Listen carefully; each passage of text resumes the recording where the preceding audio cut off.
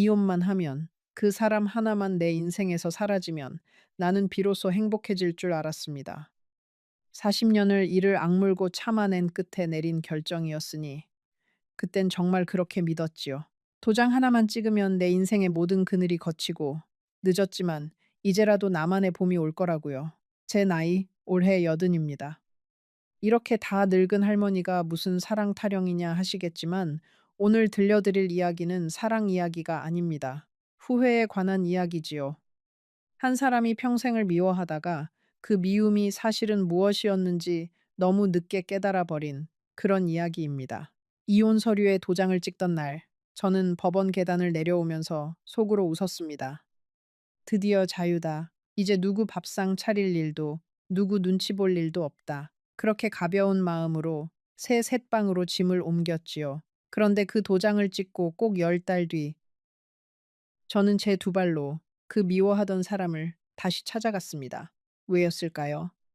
그렇게 벗어나고 싶어 하던 사람을 무엇이 그렇게 다급해서 다시 찾아가게 만들었을까요?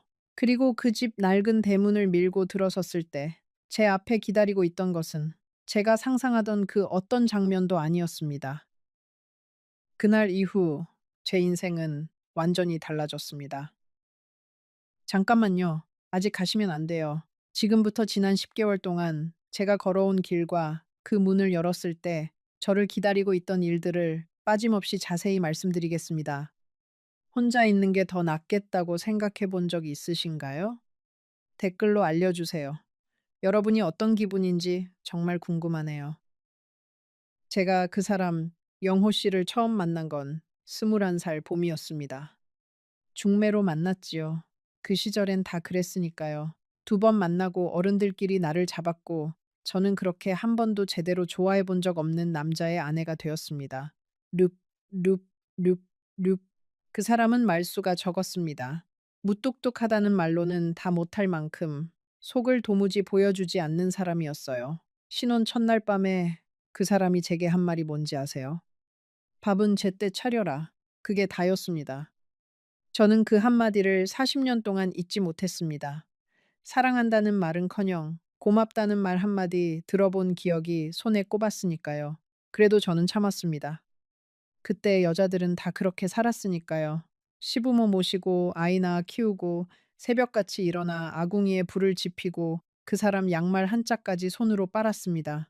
시어머니는 며느리를 사람이 아니라 일하는 손으로 여기셨고 저는 그 집에서 제 이름을 잃어버렸지요. 순자가 아니라 그저 아가, 며느라, 나중엔 준영 엄마로만 불렸습니다. 시집 온 첫 해 추석을 저는 평생 잊지 못합니다. 명절이 다가오면 시어머니는 사흘 전부터 저를 부엌에 붙들어 앉혔습니다. 새벽부터 밤까지 전을 부치고 송편을 빚고 차례 음식을 산더미처럼 차렸지요. 손이 퉁퉁 붓고 허리가 끊어질 것 같아도 힘들다는 말은 입 밖에 낼 수 없었습니다. 그런 말을 꺼냈다간 요즘 젊은 것들은 버릇이 없다는 핀잔이 돌아왔으니까요. 차례를 지내고 나면 시아버지와 영호 씨를 비롯한 남자들은 안방에 둘러앉아 음식을 먹으며 이야기를 나눴습니다. 그동안 저는 부엌 한 구석에 쪼그려 앉아 식어 빠진 나물 한 접시로 끼니를 때웠습니다. 그게 당연한 줄 알았어요. 단 한 번이라도 영호 씨가 당신도 이리 와서 같이 먹자고 했더라면 저는 그 한마디에 그동안의 모든 고단함을 잊었을 겁니다. 그러나 그 사람은 단 한 번도 그러지 않았습니다. 시어머니는 유난히 엄한 분이셨습니다. 제가 행주를 빨아 너는 방식까지 일일이 트집을 잡으셨고 장을 담그다 조금만 짜도 친정에서 뭘 배웠냐며 제 친정 부모님까지 들먹이셨습니다. 그럴 때마다 저는 영호 씨가 한마디라도 거들어 주기를 바랐지만 그 사람은 늘 못 들은 척 신문만 넘겼습니다. 남편이라는 사람이 제 편이 아니라는 사실이 무엇보다도 시리게 아팠습니다. 그래도 저에게도 작은 꿈이 하나 있었습니다. 결혼 전에 잠깐 채바느질을 배운 적이 있어서 언젠가 작은 옷 수선집이라도 차리고 싶었지요. 제 손으로 번 돈으로 새 신발 한 켤레 사 신어보는 게 제 평생의 소원이었습니다.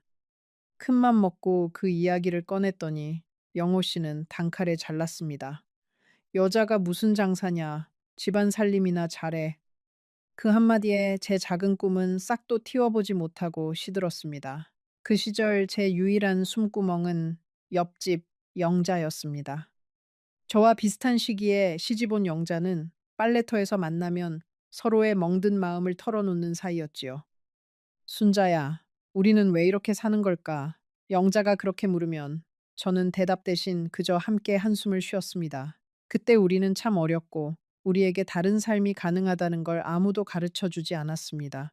영호 씨가 매정하기만 한 사람이었느냐고 묻는다면 그건 또 아닙니다. 제가 첫 아이를 가져 입덧이 심하던 때 한겨울 새벽에 그 사람이 어디선가 귤을 한 봉지 구해다 머리맡에 놓고 간 적이 있었습니다. 아무 말도 없이요.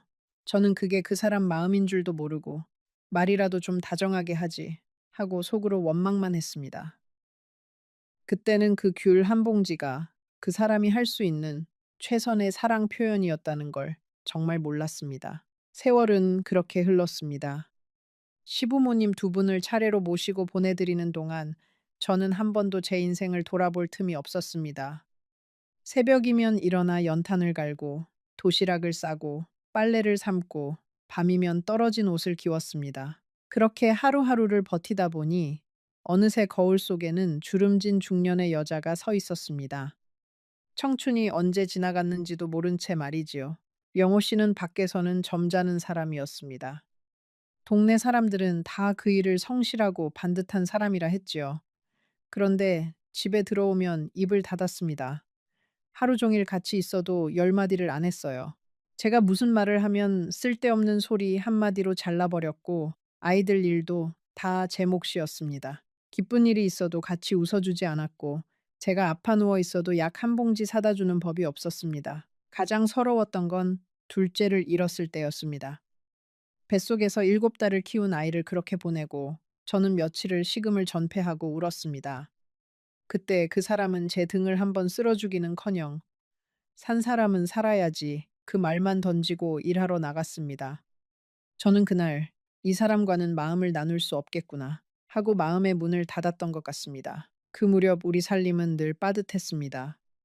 영호 씨 혼자 벌어 네 식구가 사는 게 쉬운 일이 아니었지요. 저는 남의 집 영바느질을 몰래 받아다 밤마다 미싱을 돌렸습니다.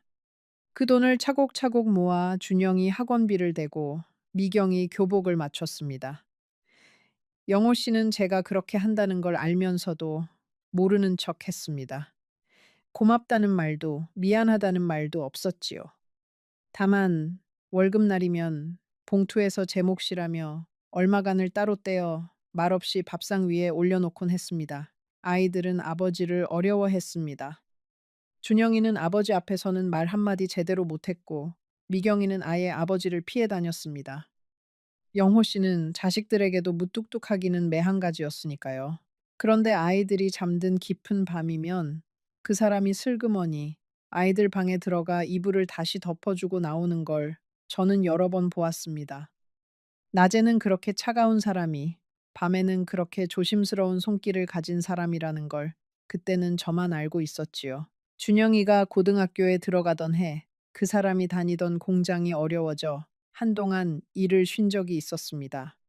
그 몇 달 동안 영호 씨는 부쩍 말이 없어졌고 밤마다 잠을 이루지 못하고 마당에 나가 담배를 태웠습니다.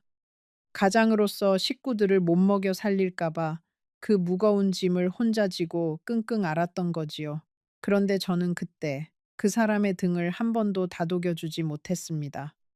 저 역시 제 서러움에 갇혀 그 사람의 외로움을 들여다볼 마음의 여유가 없었으니까요. 지금 와서 생각하면 우리는 둘 다 외로웠습니다.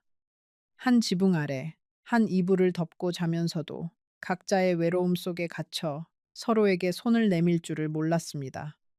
저는 그 사람이 차가워서 외로웠고 그 사람은 저에게 다가가는 법을 몰라서 외로웠습니다. 그 긴 세월 동안 우리 사이에는 보이지 않는 두꺼운 벽이 점점 더 높아져만 갔습니다. 그 벽을 허물 기회가 아주 없었던 건 아닙니다. 결혼 25주년이 되던 해 미경이가 큰맘 먹고 우리 부부에게 온천 여행을 보내준 적이 있었지요.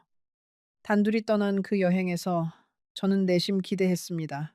어쩌면 이 사람이 이번만큼은 다정한 말 한마디 해주지 않을까 하고요. 그런데 그 사람은 온천에 가서도 말없이 텔레비전 뉴스만 들여다보았고 저는 또 한 번 마음을 닫았습니다.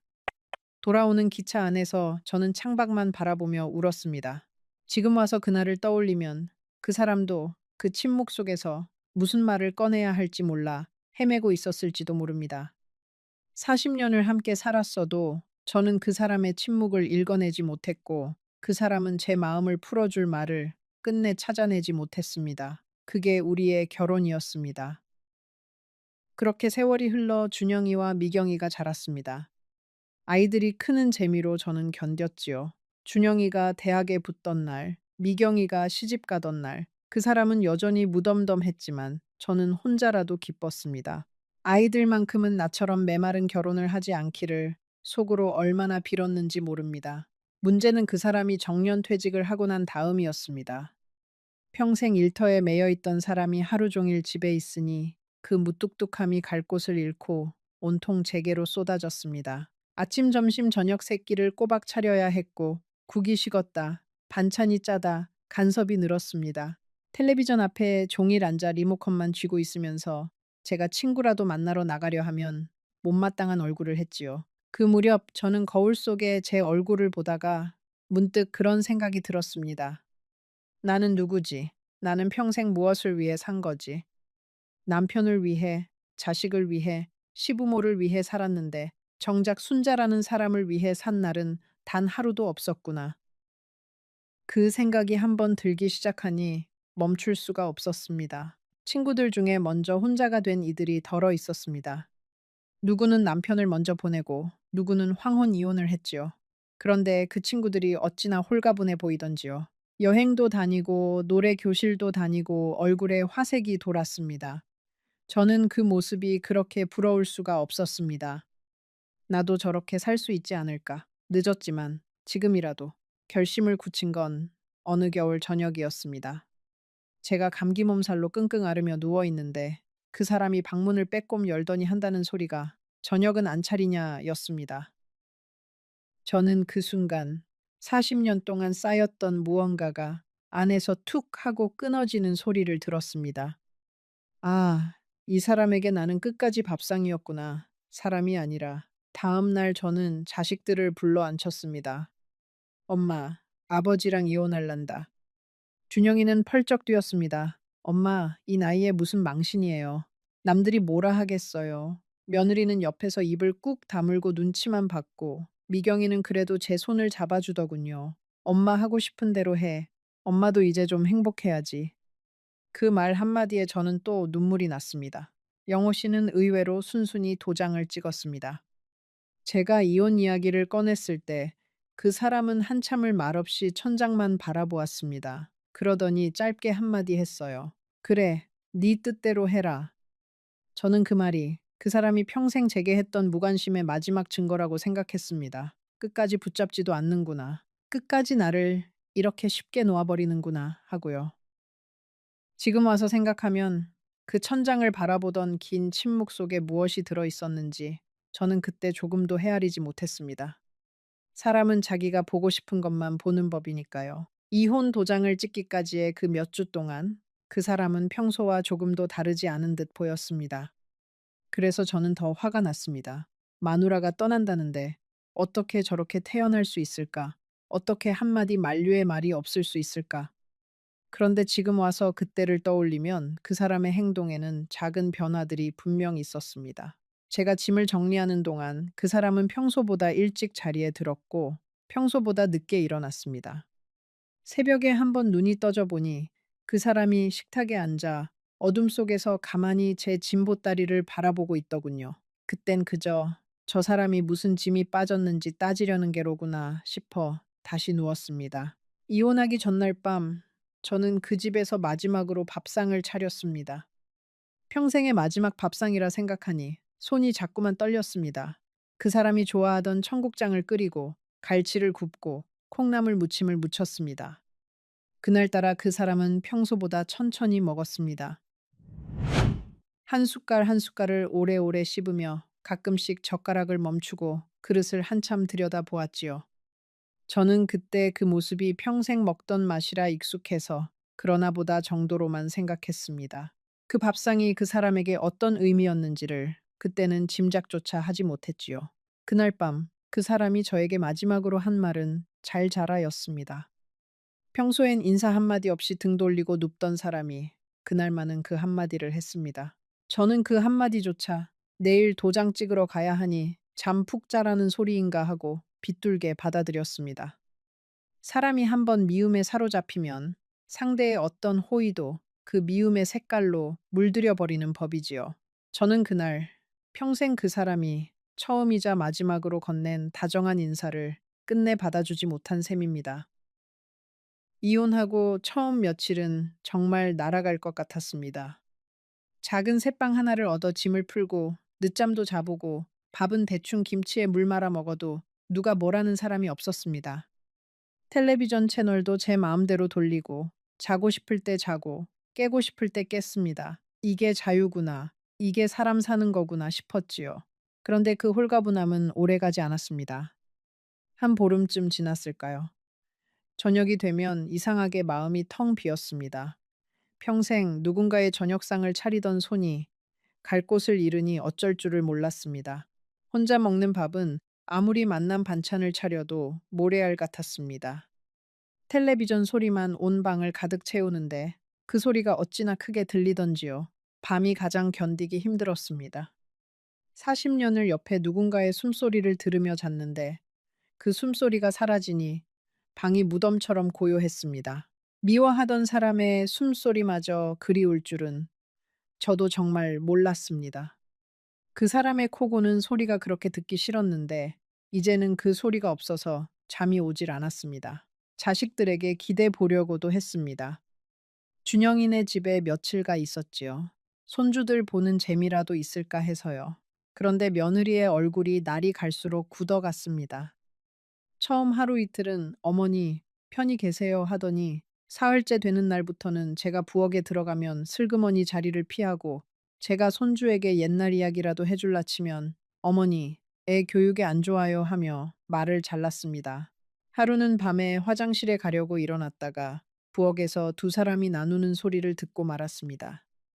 여보, 어머니 언제까지 계신데? 글쎄, 나도 모르지. 이혼까지 하셨는데 이제 어디 가시겠어? 아니, 그럼 우리가 평생 모셔야 한다는 거야? 아버님은 멀쩡히 계신데 왜 우리만... 저는 그 자리에 얼어붙어 화장실도 못 가고 한참을 서 있었습니다. 그 밤에 저는 제 방, 아니, 손주방을 빌려 쓰던 그 작은 방에 앉아 생각했습니다.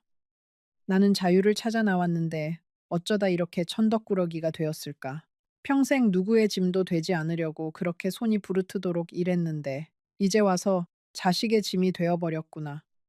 다음 날 아침, 저는 핑계를 대고 짐을 싸서 제 셋방으로 돌아왔습니다. 셋방으로 돌아오는 버스 안에서 저는 창밖을 보며 한참을 멍하니 앉아 있었습니다. 사람들로 붐비는 버스 안에서 저는 어느 누구의 시선도 받지 못하는 그림자 같았습니다. 평생 누군가의 어머니로, 며느리로, 아내로 살아온 제가 이제 그 어떤 이름표도 떼어버린 빈 사람이 되어 앉아있는 기분이었지요. 자유롭다는 게 이렇게 외로운 일인 줄 미처 몰랐습니다. 그해 첫 명절은 더더욱 잊을 수가 없습니다. 추석날 아침, 저는 작은 새방에서 혼자 송편을 빚었습니다. 한 개, 두 개, 세 개, 빚다 보니 어느새 한솥 가득이었습니다. 평생 한솥 가득 빚는 게 몸에 배어 있었던 거지요. 그 송편을 누구에게 줄 사람도 없는데 말입니다. 저는 그 솥을 끌어안고 한참을 울었습니다. 평생 차린 그 많은 명절상이 다 누구를 위한 것이었나. 그리고 이제는 누구도 제 송편을 기다리지 않는다는 사실이 그렇게 사무칠 줄 몰랐습니다. 옆집에 사는 김 여사라는 분이 그날 우연히 저를 보고는 자기 집 차례 음식이라며 한 접시 가져다 주셨습니다. 혼자 명절 보내시면 어떡해요? 그 한마디에 저는 또 무너졌습니다. 평생 남의 집 며느리 노릇, 며느리 어른 노릇을 다 하고 살았는데 늙어서 옆집 사람의 동정을 받는 신세가 되어 있더군요. 자존심이 상한다기보다 그저 슬펐습니다. 내가 살아온 그 긴 세월이 다 어디로 가버린 걸까 싶었지요. 영자가 그 무렵 저를 찾아온 일이 있었습니다. 빨래터에서 함께 한숨 쉬던 그 영자 말입니다. 영자는 평생 그 무뚝뚝한 자기 남편하고 그래도 끝까지 같이 살고 있었지요. 영자가 제 손을 잡고 그러더군요. 순자야, 너는 용기 있는 사람이다. 나는 평생 용기가 없어서 못했는데. 저는 그 말을 들으면서 속으로 이렇게 답하고 싶었습니다. 영자야, 사실은 나도 용기가 있어서 한 게 아니야. 그저 더는 못 견뎌서 한 거야. 그리고 지금 나는 네가 부럽다. 하지만 그 말은 끝내 입 밖에 내지 못했습니다. 밤마다 저는 영호 씨에게 전화를 걸까 말까 망설였습니다. 수화기를 들었다가 내려놓기를 수십 번. 자존심이 발목을 잡았고 두려움이 손목을 붙들었지요. 저쪽에서 쓸데없이 왜 전화했냐 한마디 하면 저는 다시 무너질 것 같았습니다.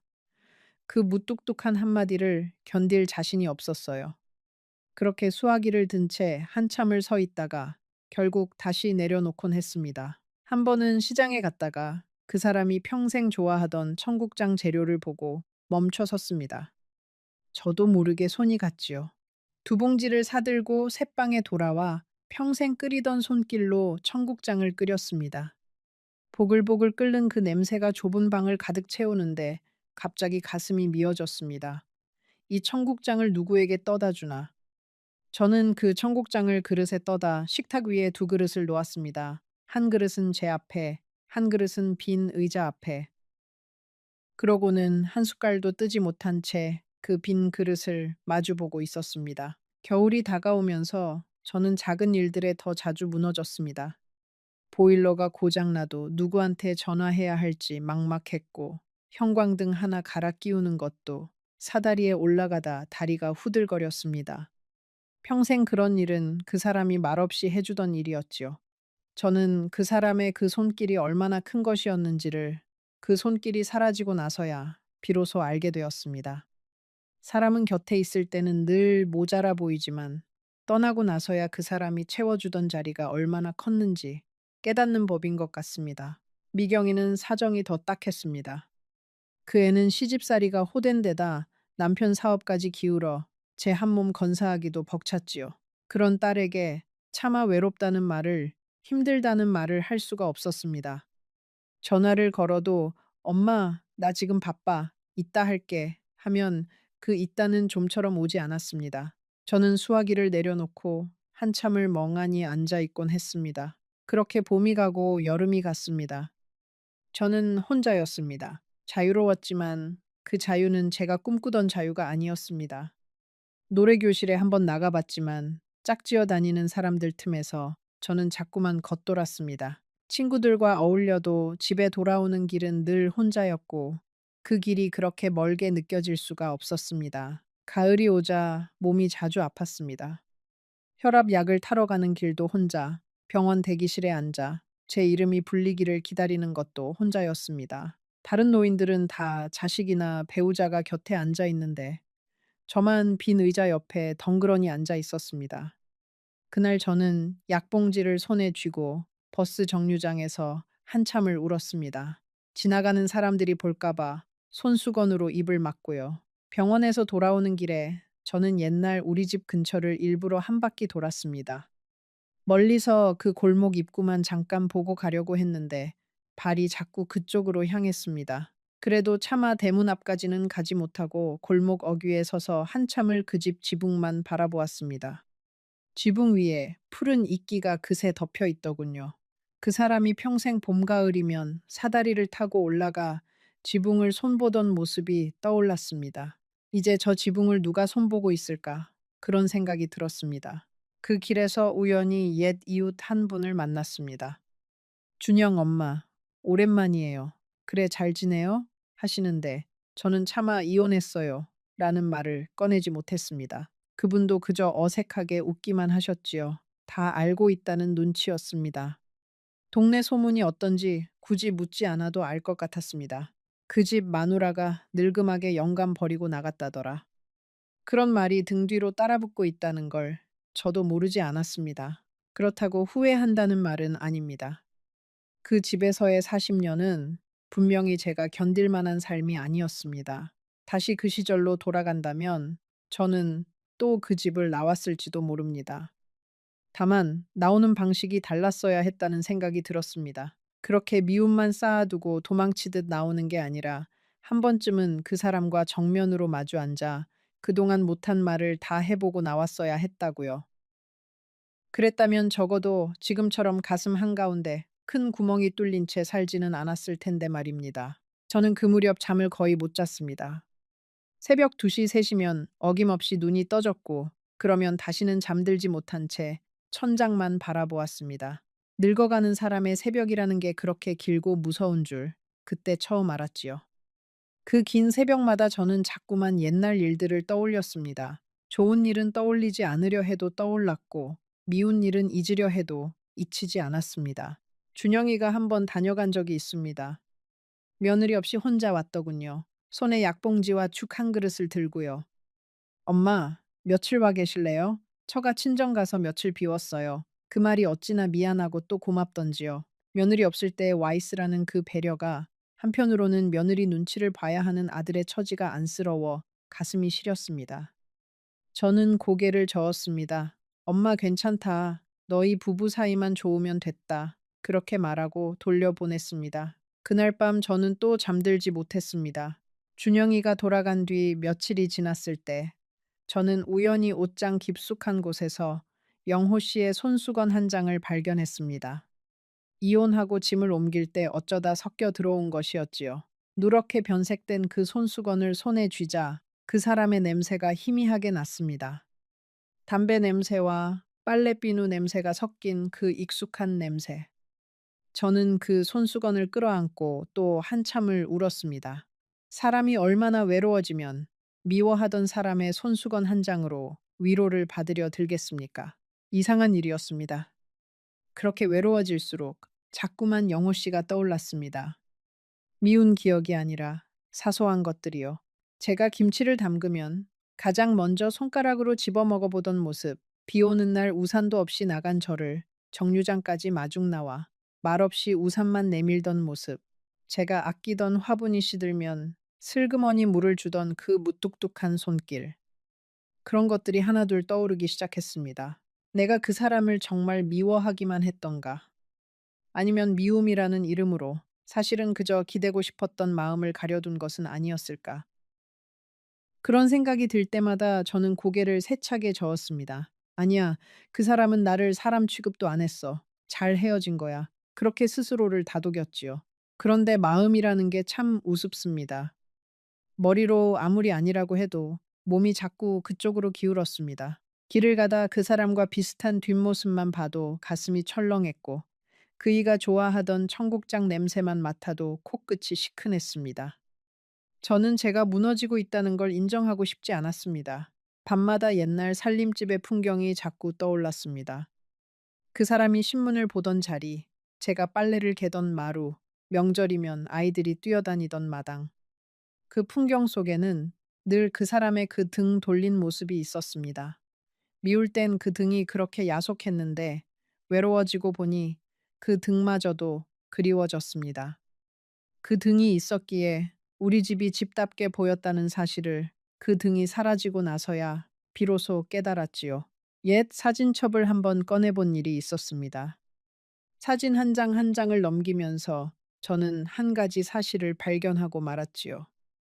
사진 속의 그 사람은 늘 저를 보고 있었습니다.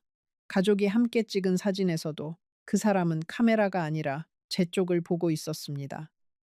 평생 무뚝뚝하다고만 생각했던 그 얼굴이 사진 속에서는 늘 저를 향해 있었던 겁니다. 그것도 사진을 찍는 그 짧은 순간만큼은 카메라보다 저를 먼저 본 사람이었지요.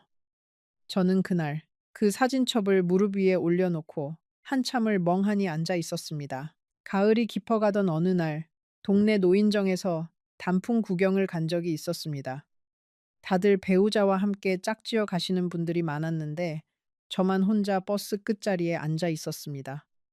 옆자리의 빈자리가 그날따라 어찌나 크게 느껴지던지요. 단풍이 아무리 곱고 햇살이 아무리 따뜻해도 옆에 함께 보아줄 사람이 없으니 그 풍경이 다 색을 잃은 것 같았습니다.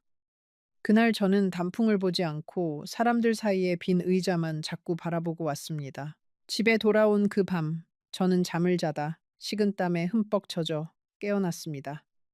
꿈에 그 사람이 나왔습니다. 평소처럼 마루에 앉아 신문을 보고 있는데 제가 다가가서 무어라 말을 걸어도 그 사람이 고개를 들지 않더군요. 제가 자꾸자꾸 부르는데 그 사람은 점점 멀어져 갔습니다. 손을 뻗어도 닿지 않았어요. 그 꿈에서 깨어났을 때 저는 직감했습니다. 더 늦기 전에 가야 한다. 한 번이라도 마주 앉아 이야기해야 한다. 무슨 말을 해야 할지 몰라도 그저 그 얼굴이라도 한 번 봐야 한다. 10달째 되던 어느 날이었습니다. 그날따라 몸살이 심하게 와서 꼼짝없이 누워 있었습니다. 물 한 모금 떠다 줄 사람이 없어 목이 타들어가는데도 일어날 힘이 없었습니다. 천장을 보고 누워 있는데 40년 전 그 사람이 천장을 바라보던 모습이, 그리고 둘째를 잃고 제가 누워 있던 그 방의 천장이 겹쳐 떠올랐습니다. 그 순간 저는 알아버렸습니다. 아, 나는 그 사람이 보고 싶구나. 미워서가 아니라 외로워서. 평생 옆에 있던 사람의 빈자리가 이렇게 클 줄 몰랐구나. 저는 그 길로 자리를 털고 일어났습니다. 떨리는 손으로 머리를 빗고 제일 깨끗한 옷을 꺼내 입었습니다. 무슨 말을 할지도 정하지 못한 채 저는 그 사람을 찾아 길을 나섰습니다. 여기서 잠깐 한 가지만 말씀드리고 싶습니다. 지금 이 이야기를 들으시면서 누군가 한 사람쯤 떠오르신 분이 분명 계실 겁니다. 미워했지만 사실은 그립던 사람, 자존심 때문에 차마 먼저 손 내밀지 못한 사람 말입니다. 조금만 더 들어보세요. 제가 그 집 대문을 열고 무엇을 보았는지 이제 곧 말씀드리겠습니다. 옛집으로 향하는 버스 안에서 저는 손에 든 작은 보따리를 계속 만지작거렸습니다. 보따리 안에는 그 사람이 좋아하던 청국장 한 통과 갈치 한 손, 그리고 새 양말 한 켤레가 들어 있었지요. 무얼 가져가야 할지 몰라 한참을 망설이다 평생 그 사람이 제일 좋아하던 것들을 챙겼습니다.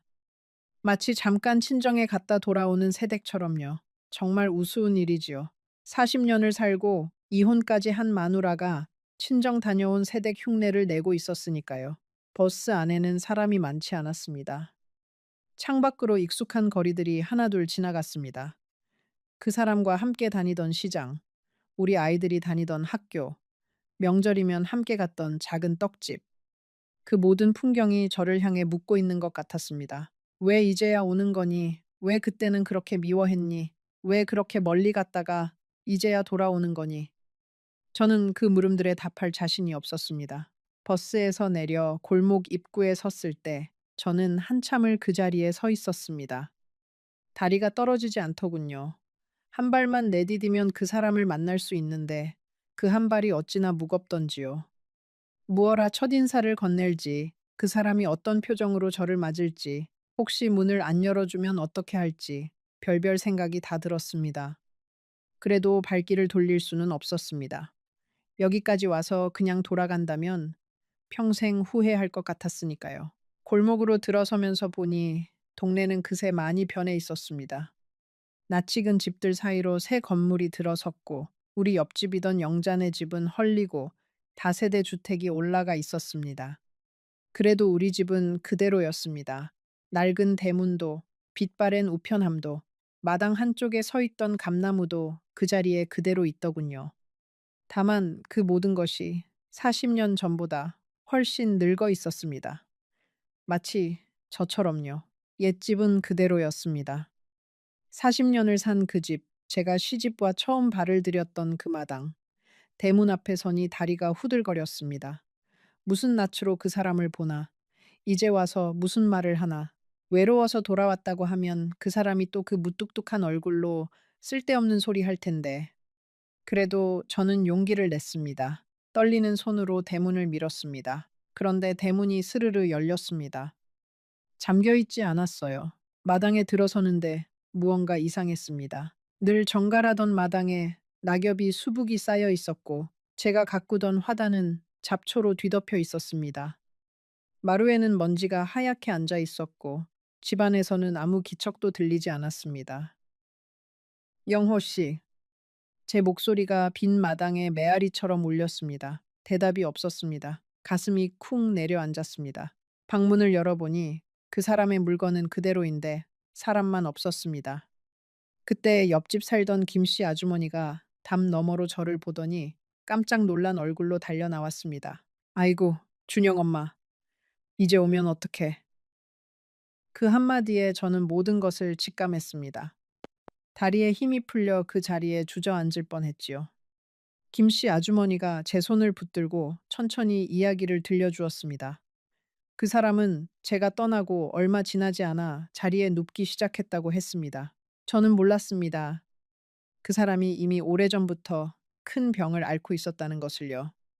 이혼하기 한참 전 정년 퇴직을 하고 부쩍 무뚝뚝해지고 짜증이 늘었던 그 무렵에 그 사람은 병원에서 좋지 않은 진단을 받았다고 했습니다. 그런데 그걸 누구에게도 저에게조차 말하지 않았던 겁니다. 김씨 아주머니가 떨리는 목소리로 말했습니다. 준영 아버지가 그러시더라고. 마누라 평생 고생만 시켰는데 이제 병든 늙은이 수발까지 들게 하면 그건 사람이 할 짓이 아니라고. 그래서 이혼해 주는 거라고. 자네 자유롭게 살라고 일부러 그렇게 매정하게 굴었다고. 저는 그 자리에 무너지듯 주저앉았습니다. 그 사람이 천장을 바라보며 침묵하던 그 긴 시간이 내 뜻대로 해라 하던 그 한마디가 그제야 다른 의미로 들려왔습니다. 그것은 무관심이 아니었습니다. 평생 사랑한다는 말 한마디, 할 줄 모르던 사람이 택한 가장 그 사람다운 방식의 마지막 배려였던 겁니다. 저는 그 사람이 누워있던 방으로 들어갔습니다. 머리맡 작은 상자 하나가 눈에 들어왔습니다. 떨리는 손으로 그 상자를 열었습니다. 그 안에는 제가 꿈에도 몰랐던 것들이 들어 있었습니다. 낡은 통장이 하나 있었습니다. 제 이름으로 된 통장이었어요. 그 사람이 퇴직금을 한 푼도 안 쓰고 매달 조금씩 제 이름으로 차곡차곡 모아둔 돈이었습니다. 통장 맨 앞장에는 그 사람의 삐뚤빼뚤한 글씨로 이렇게 적혀 있었습니다. 순자, 이거라도 받아라. 그 옆에는 손수건에 곱게 싼 사진들이 있었습니다. 우리가 신혼 때 찍은 빛바랜 사진, 준영이 돌잔치 사진, 미경이 시집 가던 날 제가 한복 입고 웃던 사진. 그 무뚝뚝한 사람이 그 사진들을 닳도록 들여다본 듯 모서리가 다 해져 있었습니다. 그리고 사진 뒷면에는 글씨가 적혀 있었어요. 이날 순자가 제일 예뻤다. 그리고 공책이 한 권 있었습니다. 그 사람이 평생 입으로는 한 번도 하지 못한 말들을 그 공책에 적어 두었던 겁니다. 글씨가 서툴러서 한자 한자 꾹꾹 눌러 쓴 흔적이 가득했습니다. 저는 떨리는 손으로 그 공책을 한 장 한 장 넘겼습니다. 오늘 순자가 김치를 담갔다. 맛있다는 말을 못했다. 다음엔 꼭 해야지. 오늘 순자가 둘째 생각에 우는 것 같았다. 등을 쓸어주고 싶었는데 손이 안 나갔다. 나는 왜 이 모양인가? 병원에서 안 좋은 소리를 들었다. 순자에게 말하면 평생 또 나 때문에 발이 묶일 거다. 그건 안 된다. 오늘 순자가 이혼하자고 했다. 잘 됐다. 이제라도 저 사람을 놓아주는 게 내가 할 수 있는 마지막 일이다. 미안하다, 순자야. 평생 따뜻한 말 한마디 못해서. 공책의 마지막 장에는 짧은 글이 적혀 있었습니다. 오늘 몸이 많이 안 좋다. 순자가 잘 지내고 있는지 궁금하다. 보고 싶다는 말은 못하겠다. 그 사람 행복하면 그만이다. 나는 이제 됐다. 저는 그 마지막 한 줄을 읽고 공책을 안고 그대로 방바닥에 엎드려 울었습니다. 평생을 미워하던 사람의 마지막 마음이 이렇게 저를 향해 있었다는 사실이 견딜 수 없이 무거웠습니다. 그 상자 안에는 다른 물건들도 있었습니다. 제가 신혼 때 쓰던 빗 하나, 닳도록 들여다본 듯한 우리 가족 사진 한 장, 그리고 작은 약통이 있었습니다. 약통 안에는 영호 씨가 마지막까지 드시던 약이 그대로 남아 있었지요. 라벨을 들여다보니 한참 전부터 드시던 약이라는 게 적혀 있었습니다. 제가 함께 살 때부터 이미 그 사람은 매일 그 약을 드시고 있었던 겁니다.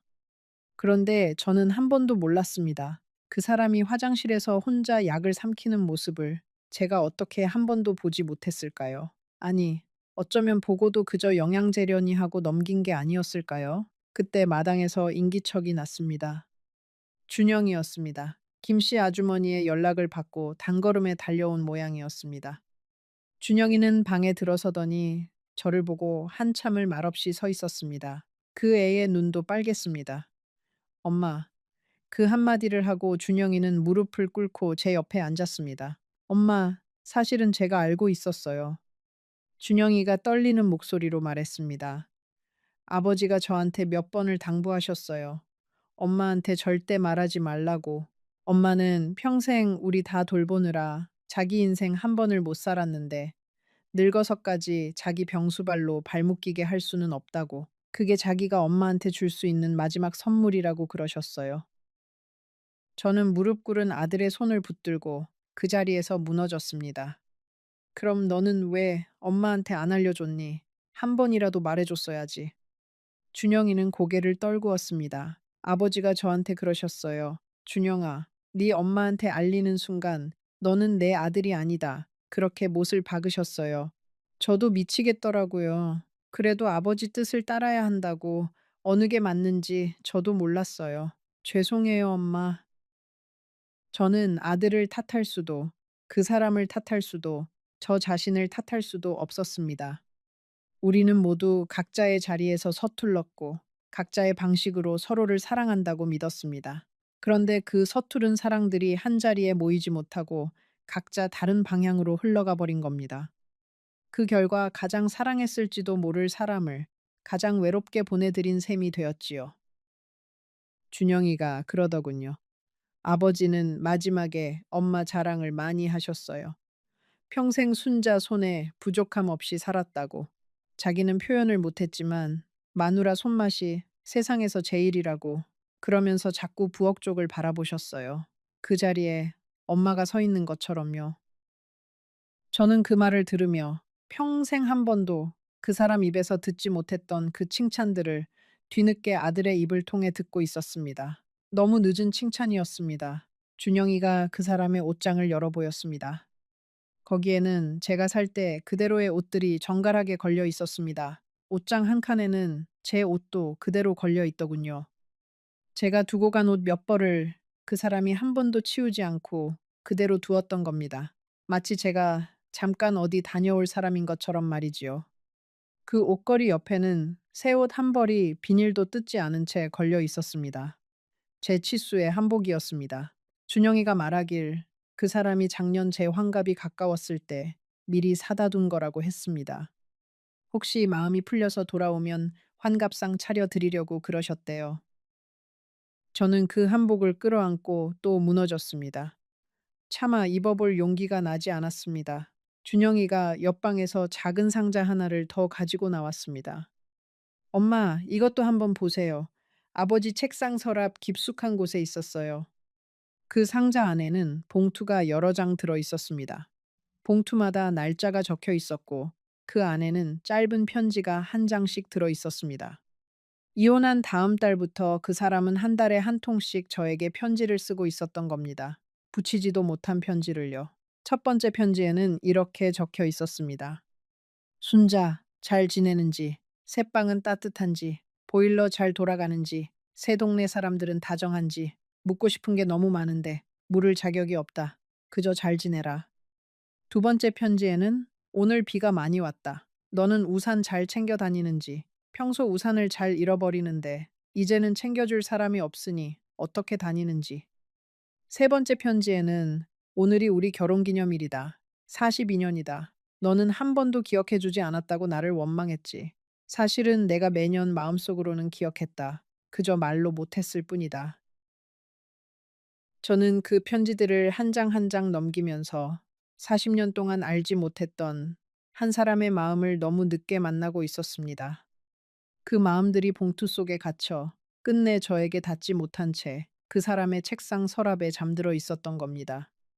우리는 한 집에 살면서도 서로의 마음에 도착하지 못한 편지처럼 살았던 것 같습니다. 보냈지만 닿지 않은 마음, 받았지만 열어보지 못한 마음, 그렇게 어긋난 두 사람이었지요. 준영이가 마지막으로 한 가지를 더 꺼내 주었습니다. 그것은 작은 녹음 테이프였습니다. 엄마, 이건 듣기 힘드실지도 몰라요. 아버지가 마지막에 직접 녹음하신 거예요. 엄마가 혹시 돌아오시면 들려드리라고 하셨어요. 저는 손이 떨려 한참을 망설였습니다. 그 사람의 목소리를 다시 듣는다는 게 무섭기도 하고 두렵기도 했습니다. 그래도 결국 저는 그 테이프를 받아들었습니다.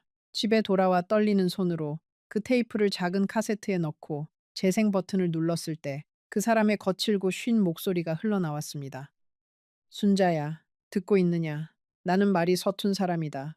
평생 너한테 한마디 따뜻하게 못했다. 미안하다. 너랑 살면서 내가 제일 좋아한 건 네가 부엌에서 콩나물 다듬으면서 흥얼흥얼 노래 부르던 그 소리였다. 그 노래 들으려고 일찍 들어왔던 적도 많다. 너는 몰랐겠지. 나도 말 못했으니까. 다음 생이 있다면 그땐 내가 너한테 사랑한다는 말부터 가르쳐 달라고 부탁할란다. 잘 살아라, 순자야. 저는 그 테이프를 듣고 또 들었습니다. 그 사람의 마지막 인사를 마음에 새기고 또 새겼습니다.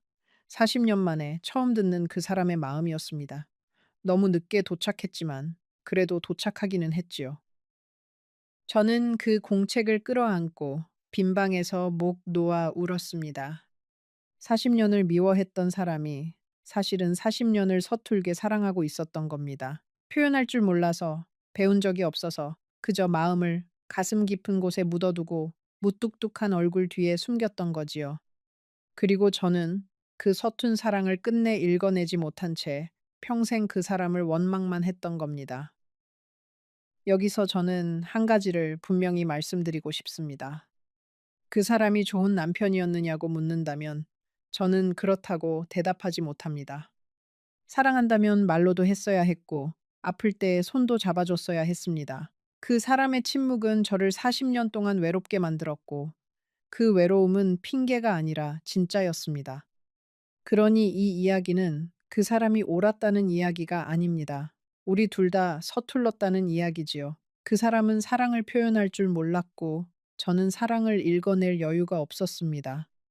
우리는 40년을 한 지붕 아래 살면서도 서로의 마음에는 단 한 번도 제대로 가닿지 못했습니다. 그게 우리 세대의 비극이었는지도 모르겠습니다. 마음을 표현하는 법을 아무도 가르쳐 주지 않았던, 그저 참고 견디는 게 미덕이라 배웠던 그 시절의 슬픈 이야기 말입니다. 그 사람의 마지막 길은 자식들이 지켰다고 했습니다. 준영이가 뒤늦게 아버지의 병을 알고 한 걸음에 달려왔지만 그땐 이미 늦은 뒤였지요. 그 사람은 마지막 순간까지 제 이름을 불렀다고 김씨 아주머니가 전해주었습니다. 순자, 순자 하고요. 저는 그 곁을 지키지 못했습니다. 그게 제 평생의 한이 되었습니다. 장례를 어떻게 치렀는지도 저는 한참 뒤에야 들었습니다. 준영이는 그날 저에게 연락하지 못했다고 했습니다. 알리지 말라는 아버지의 마지막 부탁이 있었기 때문이지요. 엄마 마음 다시 흔들면 안 된다고, 모르는 채로 살게 두라고, 그게 자기가 엄마한테 해줄 수 있는 마지막 거짓말이라고 그러셨어요. 준영이는 그 말을 전하면서 또 울었습니다. 저는 한참 동안 아무 말도 하지 못했습니다. 그 사람은 가는 길까지 저를 자유롭게 두려고 거짓말을 부탁했던 겁니다. 살아서 한 거짓말은 한 번도 없던 사람이 죽기 직전에 처음으로 거짓말을 부탁했지요. 영자가 한참 뒤에 찾아왔습니다. 영자도 어디서 소식을 들은 모양이었어요. 빈손으로 와 제 앞에 앉더니 한참을 말없이 제 손만 잡고 있었습니다. 순자야, 사람 마음이라는 게 참 알 수가 없다. 미운 게 미운 게 아니더라. 미운 줄 알았는데 사실은 정인 거더라. 우리 영감도 가고 나서야 알았어. 그 자리가 비고 나서야 그 사람이 거기 있었다는 걸 알겠더라. 영자는 그 한마디를 하고 또 한참 제 손을 잡았다 갔습니다. 저는 그날 밤 영자가 했던 그 말을 곱씹으며 잠을 이루지 못했습니다. 장례식에도 가지 못한 저를 미경이가 나중에 그 사람이 잠든 곳으로 데려다 주었습니다. 저는 그 앞에 한참을 서 있었습니다. 무슨 말을 해야 할지 40년을 함께 살고도 끝내 할 말을 찾지 못했습니다. 그저 가져간 청국장 한 그릇을 가만히 내려놓았습니다. 그 사람이 그렇게 좋아하던, 제가 한 번도 따뜻한 마음으로 끓여준 적 없던 그 청국장을요. 그 자리에서 저는 처음으로 그 사람에게 사과를 했습니다. 영호 씨, 미안해요. 당신 마음 못 알아봐서 미안해요. 당신이 그렇게 아픈 줄도 모르고 짐만 싸들고 나가서 미안해요. 당신이 그렇게 부른 내 이름을 끝까지 못 들어줘서 미안해요. 평생 못한 말을 그 사람이 더는 들을 수 없게 된 그곳에 와서야 겨우 했습니다. 미경이가 옆에서 저를 부축하며 함께 울었습니다. 어머니가 아버지에게 사과하는 그 모습을 자식이 지켜보는 마음이 어떠했을지 저는 차마 미경이의 얼굴을 마주 볼 수가 없었습니다. 그날 이후로도 저는 한동안 일어서지 못했습니다. 밥도 제대로 넘기지 못했고 밤이면 그 사람의 녹음 테이프를 틀어놓고 잠이 들곤 했습니다. 그 거칠고 쉰 목소리를 자장가 삼아 잠드는 늙은이의 마음이 얼마나 가엾고 또 우스운지 모릅니다. 그러던 어느 날 미경이가 저를 찾아와 한마디 했습니다. 엄마, 아버지가 엄마를 그렇게 보내드린 건 엄마 인생 살라고 그러신 거잖아. 엄마가 이렇게 무너져 있으면 아버지가 거기서 더 마음 아프시지 않겠어? 그 말을 듣고 저는 정신이 번쩍 들었습니다. 그 사람이 마지막까지 지키려 했던 게 제 인생인데 제가 이렇게 무너지면 그 사람의 마지막 마음마저 헛것이 되는 셈이지요. 그날부터 저는 다시 천천히 일어서기 시작했습니다. 매일 아침 일어나면 가장 먼저 그 사람의 사진 앞에 앉아 안부를 묻는 게 제 일과가 되었습니다. 오늘 날씨가 참 좋아요. 영호 씨도 거기서 잘 지내요? 그렇게 혼잣말처럼 인사를 건넵니다. 대답이 돌아올 리 없는 그 사람에게 매일 말을 거는 늙은이가 우스워 보일지도 모르겠지만 저는 그렇게라도 그 사람과 못다한 이야기를 채워가고 있습니다. 평생 못한 대화를 늦었지만 이제라도 시작해보는 거지요. 집으로 돌아오는 길에 미경이가 제 손을 꼭 잡고 말했습니다. 엄마, 너무 자책하지 마. 아버지도 엄마가 행복하길 바랐을 거야. 저는 고개를 끄덕였지만 마음 한구석은 여전히 무너진 채였습니다. 자식의 위로가 아무리 따뜻해도 직접 건네지 못한 말 한마디의 무게는 그대로 남는 법이니까요. 그 사람을 보내드린 뒤로 저는 한동안 사람들 앞에 나가지 못했습니다. 동네 슈퍼에서 마주치는 이웃의 시선이 무거웠고 누가 안부를 물으면 무어라 답해야 할지 입이 떨어지지 않았습니다. 이혼한 마누라와 먼저 보낸 아내는 분명히 다른 자리인데 저는 그 두 자리 어느 쪽에도 온전히 속하지 못한 사람이 되어 있었지요. 동네 사람들도 저를 어떻게 대해야 할지 몰라 어색해했습니다. 위로를 건네는 사람도 있었고 못 본 척 지나가는 사람도 있었습니다. 저는 어느 쪽이든 견디기가 힘들었습니다. 준영이는 그 뒤로 자주 저를 찾아왔습니다. 며느리도 제 앞에서는 말을 아꼈지요. 시아버지를 보내드리고 시어머니가 그렇게 외로이 사는 모습을 보면서 그 애도 무언가 마음에 걸린 모양이었습니다. 한 번은 며느리가 김장철에 저희 집에 와서 같이 김치를 담갔습니다. 며느리의 손길이 전과는 사뭇 달라져 있더군요. 묻지 않아도 미안하다는 말이 그 손끝에 묻어났습니다. 저는 그저 모르는 척 같이 물을 채 썰고 양념을 버무렸습니다. 그날 우리 둘은 평생 처음으로 한마음으로 무언가를 했던 것 같습니다. 미경인의 사정도 그 무렵 조금씩 풀려갔습니다. 사위가 다시 일자리를 잡았고 손주 녀석이 학교에서 좋은 일도 생겼지요. 미경이는 자주 전화를 걸어 엄마, 우리 집에 와서 며칠 계시다가요 하더군요. 저는 가끔 미경이네 집에 가 며칠씩 있다 오곤 했습니다. 손주가 학교에서 받아쓰기를 100점 맞은 시험지를 들고 와 자랑하는 모습을 보면 그제야 잠시 웃을 수 있었습니다. 그래도 집에 돌아오면 다시 빈 방의 정막이 저를 기다리고 있었습니다. 그 정막은 시간이 흘러도 좀처럼 옅어지지 않았습니다. 그 통장의 돈은 저는 한 푼도 쓰지 못했습니다. 대신 그 돈으로 형편이 어려운 미경이네를 조용히 도왔고 남은 것으로는 그 사람과 저의 이름으로 작은 장학금을 만들었습니다. 가난해서 마음을 표현할 여유조차 없었던 우리 같은 사람들이 우리 자식 세대만큼은 사랑한다는 말을 아끼지 않고 살기를 바라는 마음에서요. 세월이 흘러 저는 이렇게 여든이 되었습니다. 그 사람을 떠나보낸 지도 어느덧 20년이 다 되어 갑니다. 그런데도 저는 여전히 비 오는 날이면 정류장에서 우산을 내밀던 그 손길을 떠올립니다. 그리고 그 공책에 꾹꾹 눌러 쓴 글씨를요. 제가 이 이야기를 이렇게 부끄러움을 무릅쓰고 들려드리는 이유는 단 하나입니다. 부디 여러분은 저처럼 늦지 마시라고요. 지금 곁에 있는 사람이 무뚝뚝하고 답답해도 어쩌면 그 침묵 속에 당신이 미처 읽지 못한 마음이 들어 있을지도 모릅니다.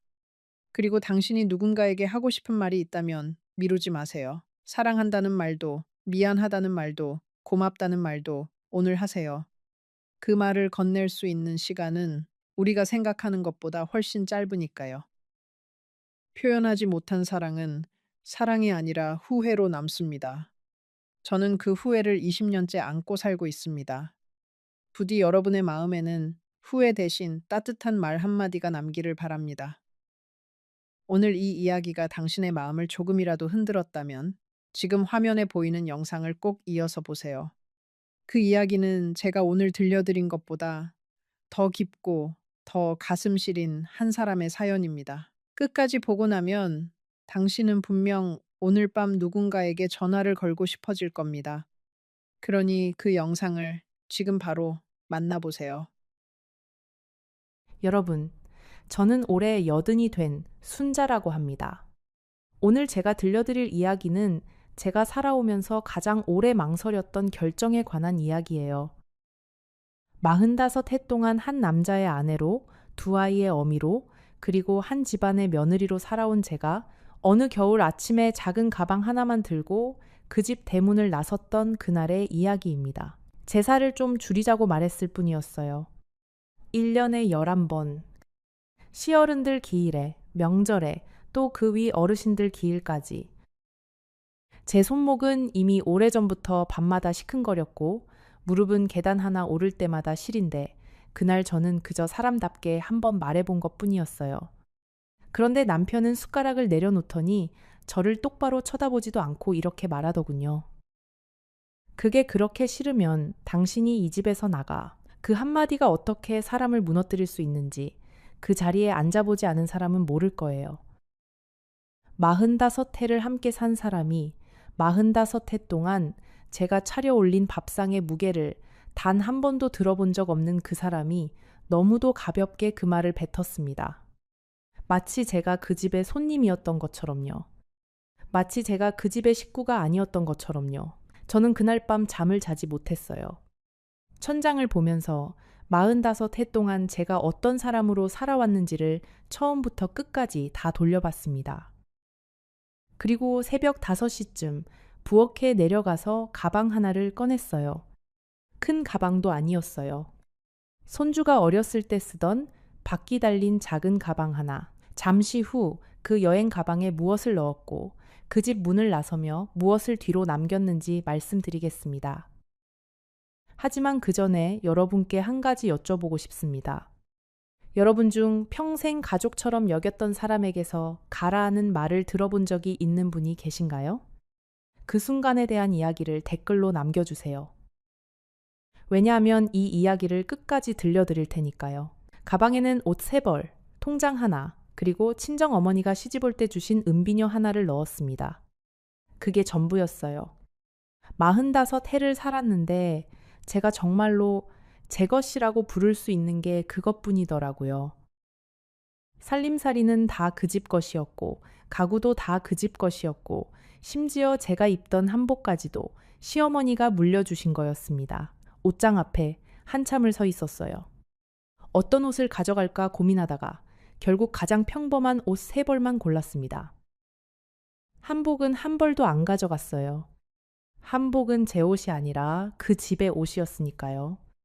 시어머니가 입으셨던 분홍 저고리, 시고모가 물려주신 회색 치마, 그런 옷들은 다 거기 두고 나왔습니다. 그 옷들이 옷장 안에서 마치 저를 붙잡으려는 손처럼 보였어요. 하지만 저는 그 손을 뿌리치고 옷장 문을 닫았습니다. 통장에는 사실 큰 돈이 들어있지 않았어요. 45해 동안 제 이름으로 모은 돈은 고작 800만 원 정도였습니다.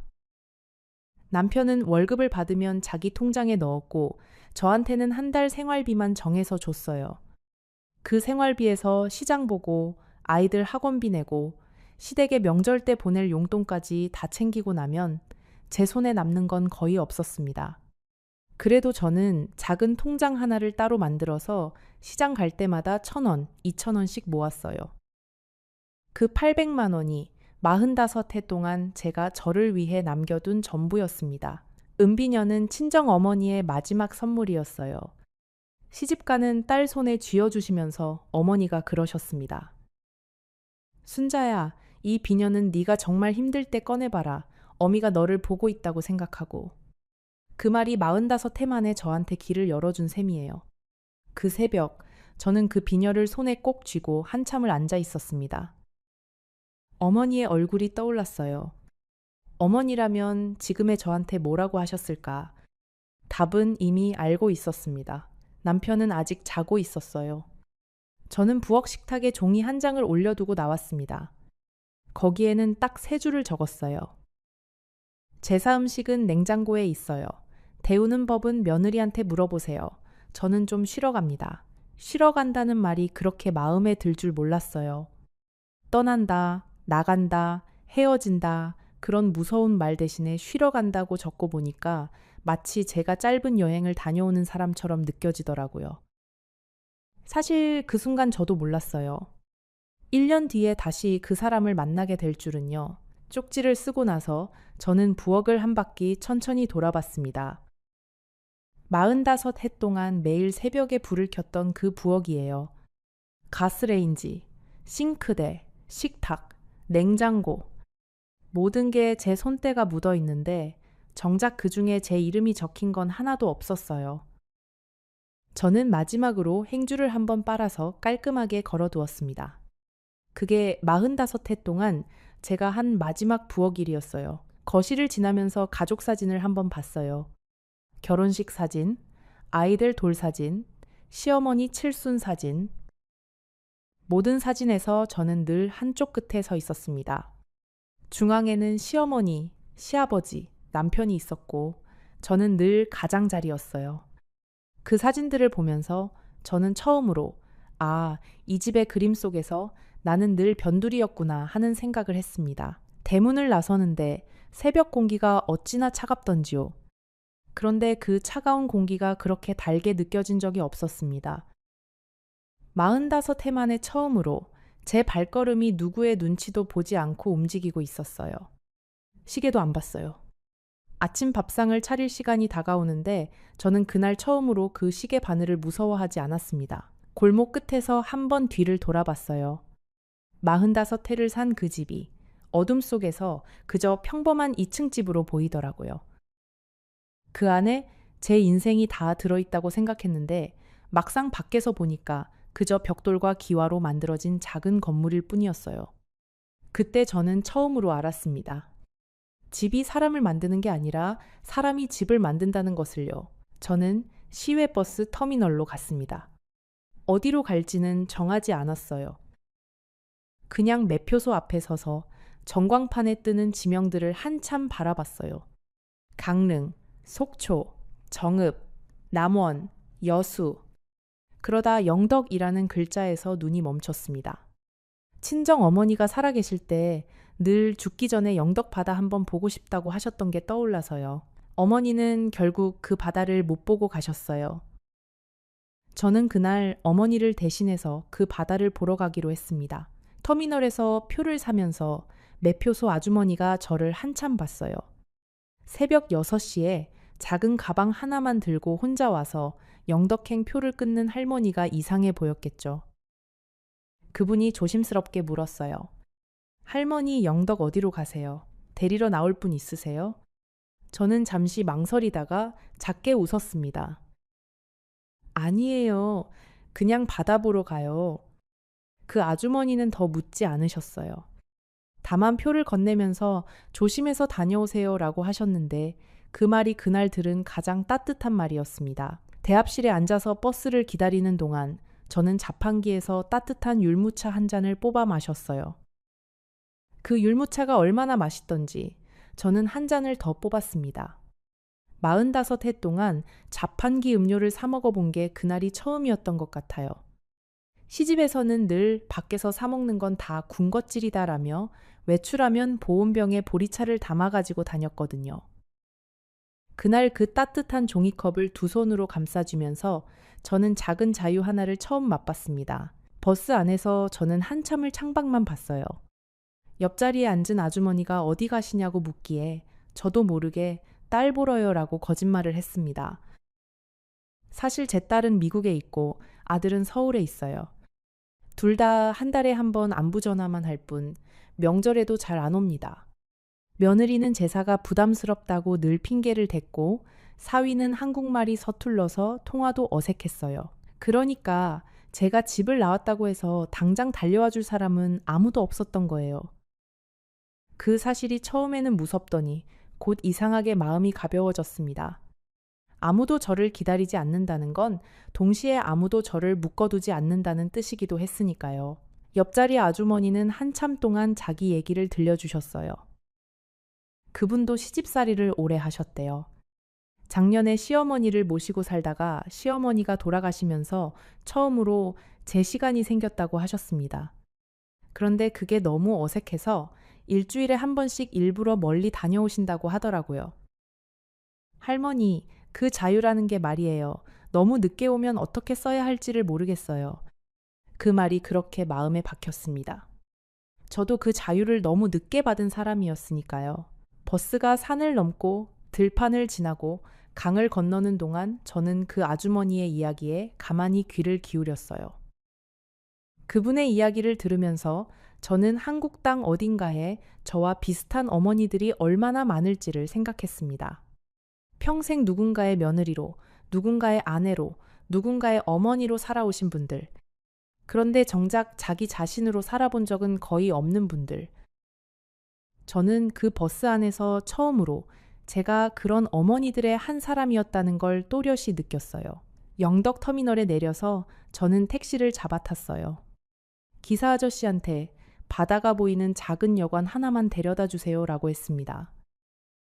아저씨는 백미러로 저를 한참 보더니 별말 없이 차를 몰았어요. 한 20분쯤 갔을까요?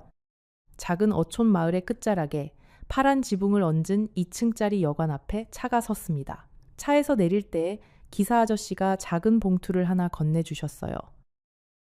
안에는 1,000원짜리 한 장하고 사탕 2개가 들어 있었습니다. 할머니, 거스름돈이에요. 사탕은 그냥 드시고요. 그분은 거스름돈을 1,000원이나 더 얹어서 주신 거였어요. 저는 그 봉투를 받고 한참을 그 자리에 서 있었습니다. 45해 동안 시집 식구들한테서 받지 못했던 작은 친절을 처음 보는 택시 기사한테서 받은 거예요. 여관 주인은 저보다 몇 살 어려 보이는 아주머니였어요. 이름이 명숙이라고 했습니다. 명숙 씨는 제가 가방 하나만 들고 들어서는 걸 보더니 묻지도 않고 따뜻한 보리차 한 잔을 내주셨어요. 그리고 며칠이나 묵으실 거예요? 하고 물었습니다. 저는 잠시 망설이다가 이렇게 대답했어요. 저도 모르겠어요. 그냥 좀 길어질 것 같아요. 명숙 씨는 고개를 끄덕이더니 2층 끝방 열쇠를 주셨습니다. 그 방에 들어서서 창문을 열었을 때 저는 거기서 처음으로 울었어요. 45해 동안 한 번도 못 봤던 바다가 제 방 창문 바로 앞에 펼쳐져 있었거든요. 어머니가 그토록 보고 싶어 하시던 그 바다가요. 방은 크지 않았어요. 침대 하나, 작은 책상 하나, 옷장 하나. 그런데 그 방이 45해 동안 제가 살아온 그 큰 집보다 훨씬 더 제 집 같더라고요. 누구의 눈치도 안 봐도 되는 방. 누가 들어오라고 허락하지 않아도 되는 방. 그 방의 침대 위에 가방을 내려놓는데 어깨가 조금씩 가벼워지는 게 느껴졌습니다. 45해 동안 짊어졌던 무게가 그 방에 들어서면서 조금씩 풀어지고 있었어요. 저는 가방에서 어머니의 은비녀를 꺼내서 책상 위에 가만히 올려두었습니다. 그리고 그 비녀한테 작게 인사를 했어요. 어머니, 저 왔어요. 어머니가 그토록 보고 싶어 하시던 바다 앞에 제가 왔어요. 그 말을 하는데 또 눈물이 났습니다. 어머니가 살아 계셨다면 저를 보고 뭐라고 하셨을까? 아마 이렇게 말씀하셨을 거예요. 순자야, 잘 왔다. 정말 잘 왔다. 그날 밤 저는 그 방에서 처음으로 아무 걱정 없이 잠을 잤습니다. 새벽에 일어나서 누구 밥을 챙겨야 하는지, 오늘 누구 기일이라 무엇을 사야 하는지, 누가 무슨 말을 했는지를 머릿속에서 정리하지 않고 잠을 잔 게 그날이 처음이었어요. 베개에 머리를 댄 지 10분도 안 돼서 저는 깊은 잠에 빠졌고 다음날 아침 해가 창문에 닿을 때까지 깨지 않았습니다. 다음날 아침 명숙 씨는 미역국과 갈치구이로 밥상을 차려주셨어요. 45해 만에 처음으로 다른 사람이 차려준 아침밥을 먹었습니다. 밥을 한 숟갈 떠넣는데 갑자기 눈물이 뚝뚝 떨어졌어요. 명숙 씨는 못 본 척 그저 옆방에 화분에 물을 주고 계셨습니다. 그 배려가 어찌나 고맙던지요. 밥을 다 먹고 나서 저는 그릇을 들고 부엌으로 가서 설거지를 하려고 했어요. 그게 45해 동안 몸에 밴 습관이었거든요. 그런데 명숙 씨가 제 손에서 그릇을 가져가시면서 그러시는 거예요. 언니, 손님이 설거지 하시면 안 되죠. 손님이라는 그 한마디에 저는 잠시 멍해졌습니다. 45해 동안 저는 누군가에게 손님이었던 적이 없었어요. 늘 차리는 사람이었고 늘 치우는 사람이었으니까요. 그렇게 저의 영덕 생활이 시작됐어요. 처음 일주일은 그저 멍하니 바다만 봤습니다. 두 번째 주에는 동네를 천천히 걸어 다녔어요. 세 번째 주에는 명숙 씨가 운영하는 여관 일을 좀 도와드리겠다고 했습니다. 명숙 씨는 처음엔 손사래를 치더니 제가 자꾸 부엌 일을 거들자 결국 작은 일거리들을 맡겨주셨어요. 첫 일주일 동안 저는 매일 새벽에 일어나서 바다로 걸어 내려갔어요. 아직 해가 뜨지 않은 푸르스름한 시간에 모래밭에 앉아서 파도 소리를 들었습니다. 파도라는 게 신기하더라고요. 한 번도 같은 모양으로 들이치는 법이 없었어요. 어떤 파도는 길게 늘어지고 어떤 파도는 짧게 끊어지고 어떤 파도는 거의 모래에 닿지도 못하고 사그라들었어요. 그런데도 파도는 멈추지 않더라고요. 끊임없이 들고 나고 들고 나고. 그 모습을 보면서 저는 제 45해를 떠올렸습니다. 저도 그렇게 끊임없이 들고 나기만 했어요. 누군가의 밥상을 차리고 누군가의 옷을 빨고 누군가의 제사를 준비하고. 그런데 정작 저의 파도는 어디로 갔던 걸까요? 두 번째 주에 동네를 돌아다닐 때는 동네 분들이 저를 신기하게 쳐다보셨어요. 작은 어촌 마을이라 외지 사람이 오면 다들 한 번씩 보고 가는 거였습니다. 마을 회관 앞에서 어르신 몇 분이 장기를 두고 계셨는데 그중 한 어르신이 저한테 인사를 하셨어요. 할머니, 어디서 오셨소? 저는 서울에서요, 라고만 답했습니다. 그 어르신이 빙긋 웃으시면서 그러셨어요. 서울 사람이 영덕에 와서 뭐 하시오? 저는 잠시 망설이다가 이렇게 답했어요. 바다 보러 왔어요. 그 어르신은 더 묻지 않으셨습니다. 다만 장기판에서 한수를 두시고는 옆에 계신 다른 어르신한테 그러시는 거예요. 바다 보러 오시는 분들은 다 사연이 있는 분들이지. 그 말을 듣고 저는 멈춰 섰습니다. 어떻게 그 어르신이 제 마음을 그렇게 잘 아셨을까요? 어쩌면 그 어르신도 한때는 바다를 보러 오셨던 분이었는지도 모르겠어요. 세 번째 주가 됐을 때 저는 명숙 씨한테 일을 좀 도와드리고 싶다고 말했습니다. 명숙 씨는 처음엔 언니가 무슨 일을 해요? 라며 손사래를 치셨어요. 그런데 제가 어느 날 새벽에 일찍 일어나서 부엌에 들어가 손님들 아침으로 미역국을 끓이고 있는 걸 보시고는 결국 항복하셨습니다. 언니 그럼 손님 적은 날에만 좀 도와줘요. 너무 무리는 마시고. 그날부터 저는 명숙 씨의 작은 파트너가 됐어요. 그 사이에 휴대전화는 한 번도 켜지 않았습니다. 처음 며칠은 그 전화기가 가방 속에서 저를 쳐다보는 것 같았어요. 켜야 할 것 같고, 확인해야 할 것 같고, 누가 찾을 것 같고. 그런데 일주일이 지나니까 그 생각이 점점 옅어지더라고요. 열흘이 지나니까 그 전화기가 가방 속에 있다는 사실조차 잊어버렸습니다. 그리고 한 달이 지났을 때 저는 처음으로 그 전화기를 꺼냈어요. 켜자마자 부재중 전화가 100통이 넘게 떠 있었습니다. 남편이 50통, 아들이 30통, 며느리가 10통 남짓, 딸한테서는 5통 정도였어요. 문자도 수십 개가 와 있었습니다. 저는 그걸 하나하나 열어보지는 않았어요. 다만 아들이 보낸 마지막 문자 하나만 열어봤습니다. 엄마, 어디 계세요? 무사하기만 하시면 돼요. 그 한 줄을 보고 저는 한참을 울었어요. 미웠던 마음이 다 사라진 건 아니었지만 그래도 그 아이는 제 아들이니까요. 저는 아들한테 짧게 답장을 보냈습니다. 무사하다. 잠시 쉬고 있는 중이다. 걱정 마라.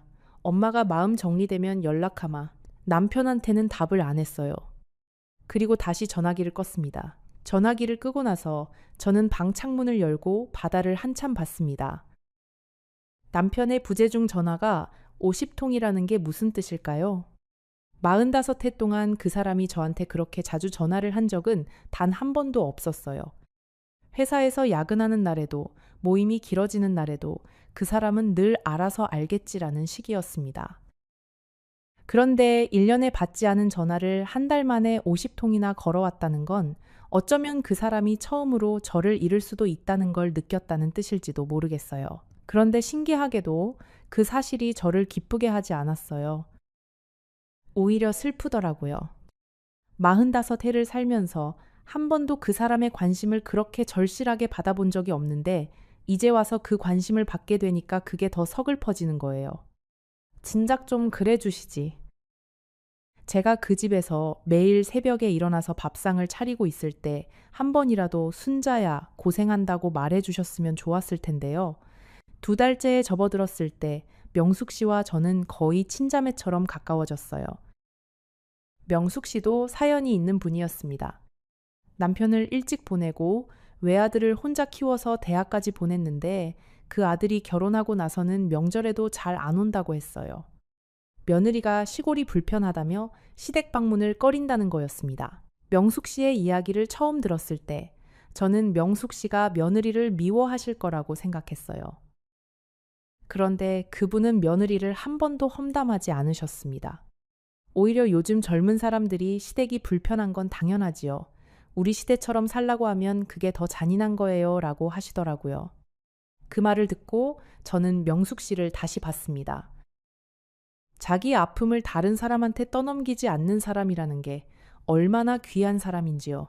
언니, 우리 같은 사람들은 말이에요. 어느 날 저녁 명숙 씨가 마당에 앉아 별을 보면서 그렇게 말문을 열었어요. 평생 누구를 위해서 살아왔는지를 자꾸 되묻게 돼요. 자식을 위해서, 남편을 위해서, 시집을 위해서. 그런데 정작 그 사람들은 우리한테 한 번도 당신을 위해서 무엇을 해줄까 하고 물어본 적이 없잖아요.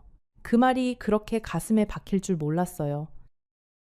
저는 한참을 대답을 못했습니다. 45해 동안 정말로 한 번도 그런 질문을 받아본 적이 없더라고요. 시어머니한테도, 남편한테도, 심지어 제 자식들한테도요.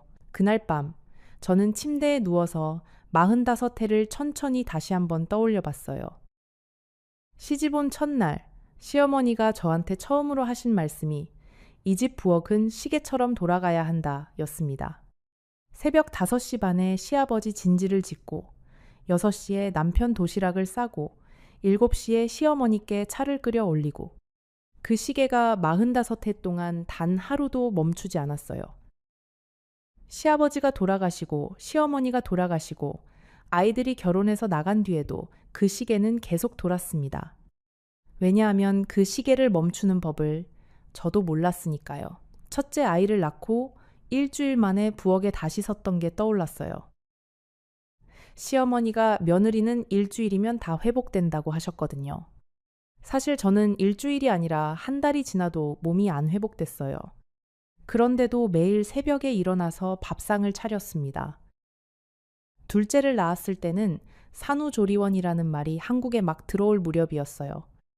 친구들 중 몇 명은 산후조리원에 갔다고 하더라고요. 그런데 저는 못 갔습니다. 시어머니가 남편 밥상은 누가 차리느냐고 하셨거든요. 셋째를 낳지 못한 것도 한이었어요. 시어머니는 아들 하나, 딸 하나면 됐다 싶다가도 한 명만 더 있으면 좋겠다는 말씀을 자주 하셨거든요. 저도 사실 셋째를 가지고 싶었어요.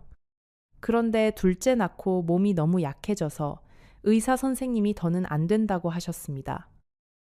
그 이후로 시어머니는 가끔 며느리 몸이 약해서 어쩌나 라는 말씀을 흘리듯이 하셨어요.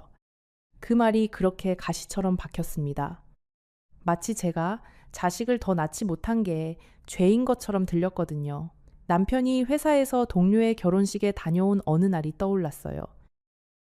그날 그 사람이 술에 취해서 들어오면서 이런 말을 했습니다. 여보, 오늘 동료 부인이 정말 인사를 잘하더라. 우리 집사람도 좀 그렇게 하면 좋을 텐데. 저는 그날 밤 이불 속에서 한참을 울었어요. 그 사람한테 저는 늘 부족한 사람이었어요. 시어머니한테는 자식을 더 안 낳는 며느리였고, 남편한테는 인사가 부족한 부인이었고, 그 어느 자리에서도 충분한 사람이 된 적이 없었습니다. 시어머니가 돌아가시던 해의 기억도 떠올랐어요.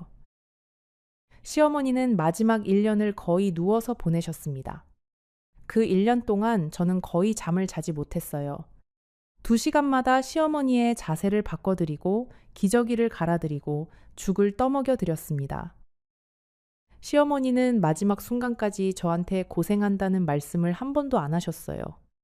그런데 돌아가시기 사흘 전에 제 손을 꼭 잡으시면서 그러시더라고요.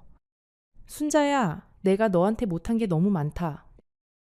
그 말 한마디가 45해 동안 들었던 가장 따뜻한 말이었어요. 그런데 그 말이 너무 늦게 왔습니다. 시어머니가 돌아가시고 나서 저는 그 말을 떠올리면서 일주일을 울었어요. 시아버지는 시어머니보다 10년 먼저 돌아가셨어요. 시아버지는 평생 한마디도 따뜻한 말씀을 안 하신 분이셨습니다.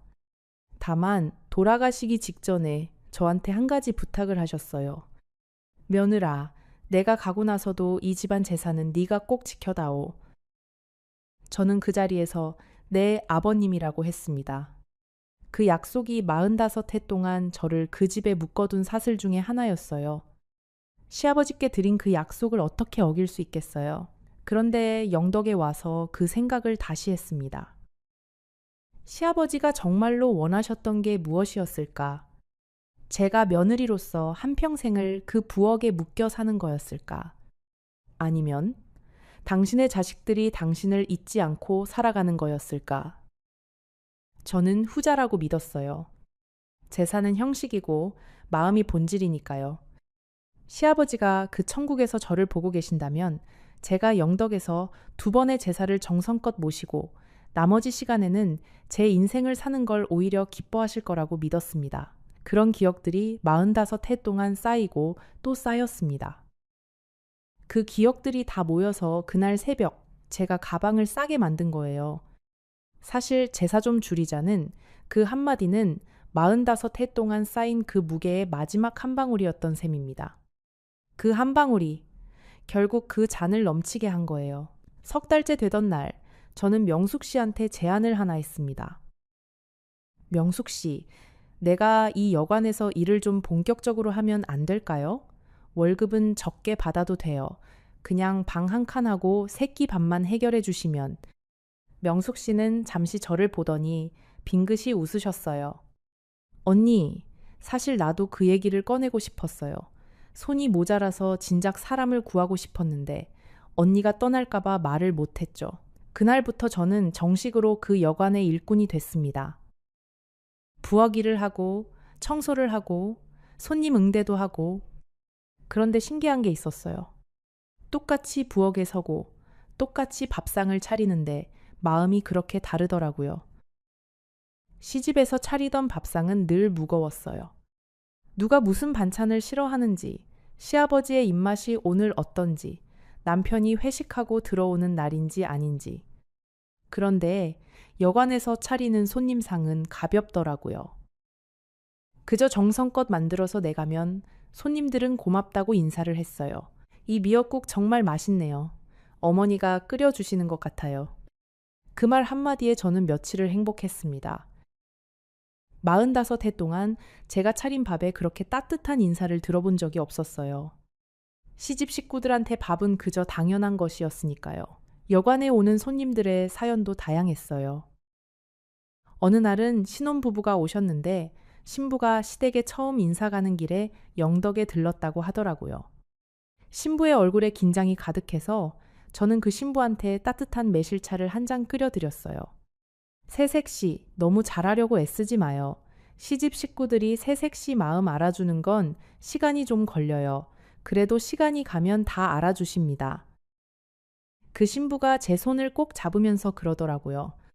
할머니, 그 말씀이 정말 위로가 돼요. 45해 동안 누군가에게 위로를 받아본 적은 있어도 누군가를 위로해 본 적은 거의 없었던 저였어요.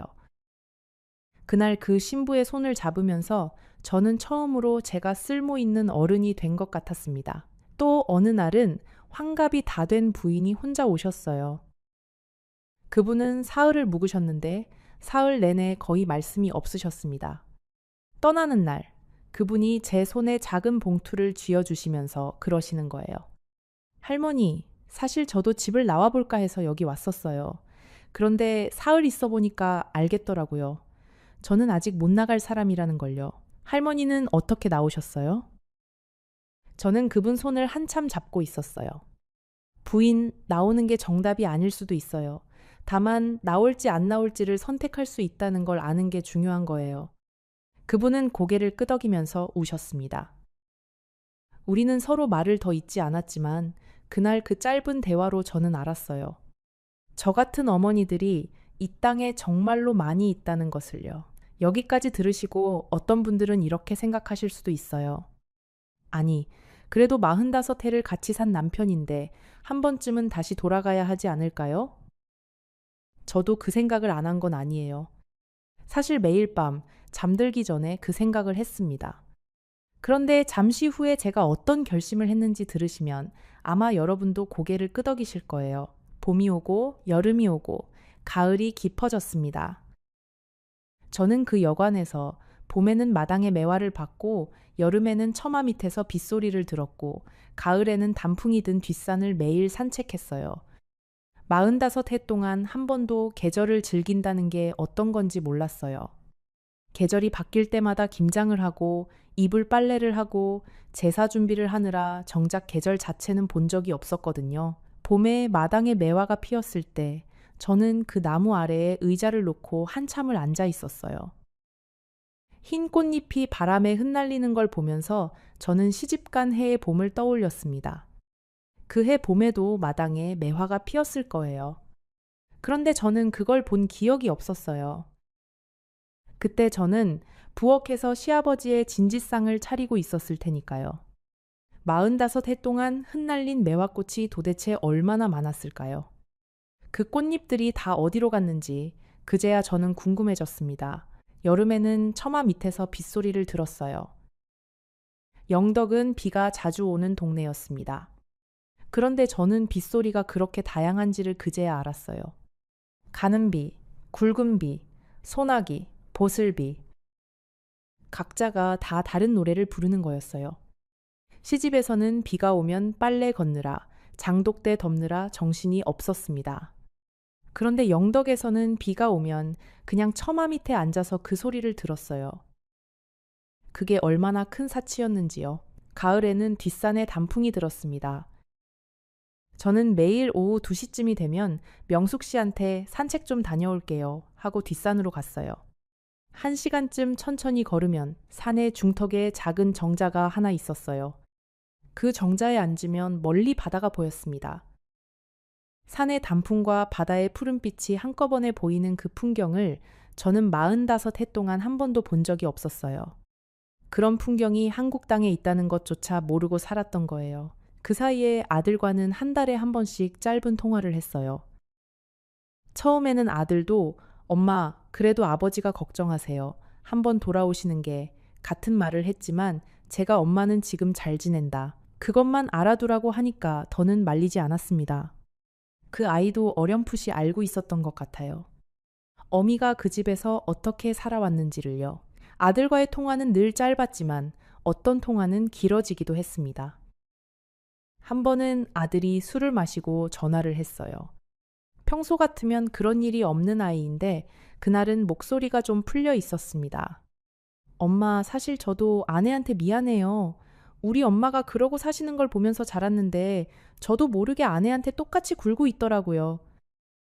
그 말을 들으면서 저는 한참을 말을 못했어요. 어미의 삶이 자식의 삶에 그렇게 깊이 박힌다는 게 그렇게 무거운 일이라는 걸 그제야 알았습니다. 아들아, 저는 천천히 말했어요. 엄마가 그러고 산 게 잘못이 아니다. 다만 너는 너의 아내를 엄마처럼 살게 하지 마라. 그게 엄마가 너한테 부탁할 수 있는 유일한 것이다. 아들이 전화기 너머에서 우는 소리가 들렸어요. 그날 그 통화가 저와 아들 사이의 가장 깊은 대화였습니다. 딸한테는 편지를 한 통 썼습니다.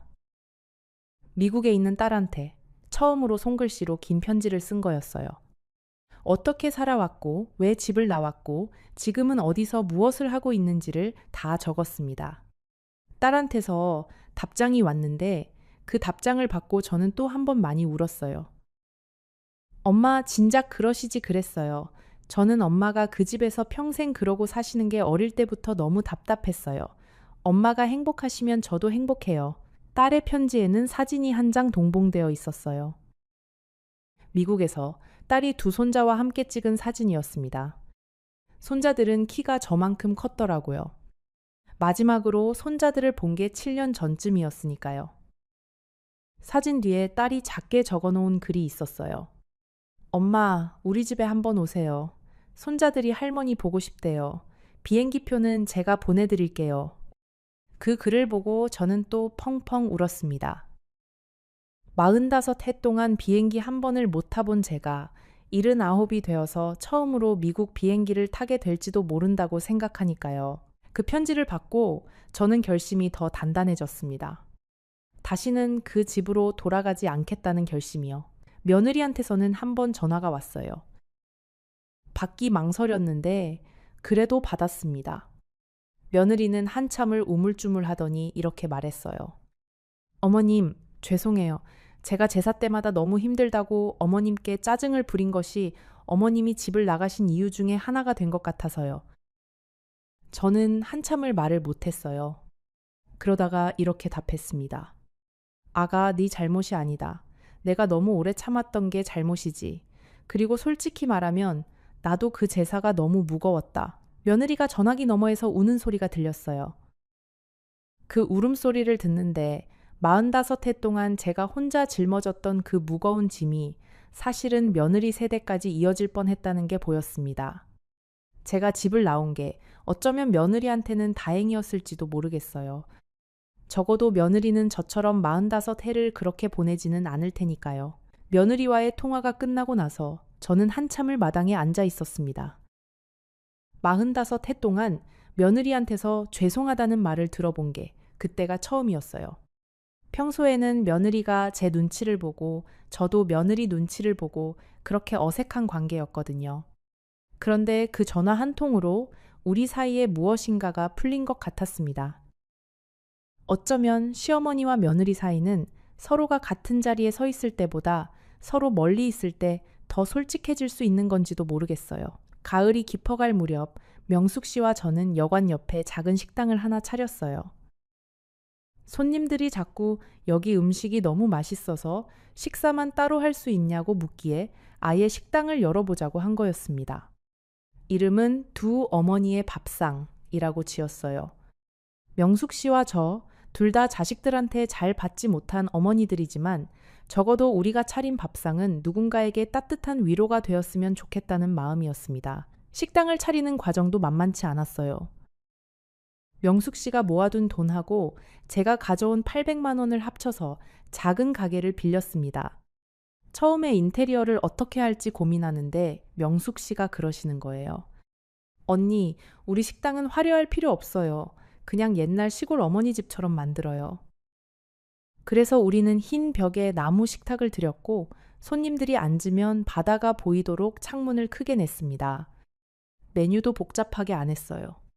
그날 시장에서 좋은 재료를 사다가 우리가 만들 수 있는 가장 정성스러운 한식을 차렸습니다. 개업하는 날 동네 어르신들이 다 오셨어요. 마을회관 앞에서 장기를 두던 그 어르신도 오셨고 우체국 아주머니도 오셨고 슈퍼 사장님도 오셨습니다. 어르신 중 한 분이 그러시더라고요. 이 동네의 두 어머니가 음식을 그렇게 잘하신다는 소문이 진작에 났어. 이제야 식당을 차리시네. 그 말을 들으면서 저는 또 한 번 마음이 따뜻해졌습니다. 누군가가 소문을 낸다는 게 저처럼 평생 그늘에서 살아온 사람한테는 얼마나 큰 인정인지요. 식당은 작았지만 손님들이 끊이지 않았어요. 영덕을 찾는 관광객들이 입소문을 듣고 찾아왔고 동네 어르신들도 자주 들르셨습니다. 저는 그 식당에서 처음으로 사장님이라는 호칭을 들었어요. 45해 동안 며느리, 마누라, 엄마로만 불렸던 제가 처음으로 사장님, 순자 여사님이라고 불린 거예요. 그 호칭이 그렇게 어색하면서도 좋더라고요. 손님들 중에는 정말 다양한 사람이 있었어요.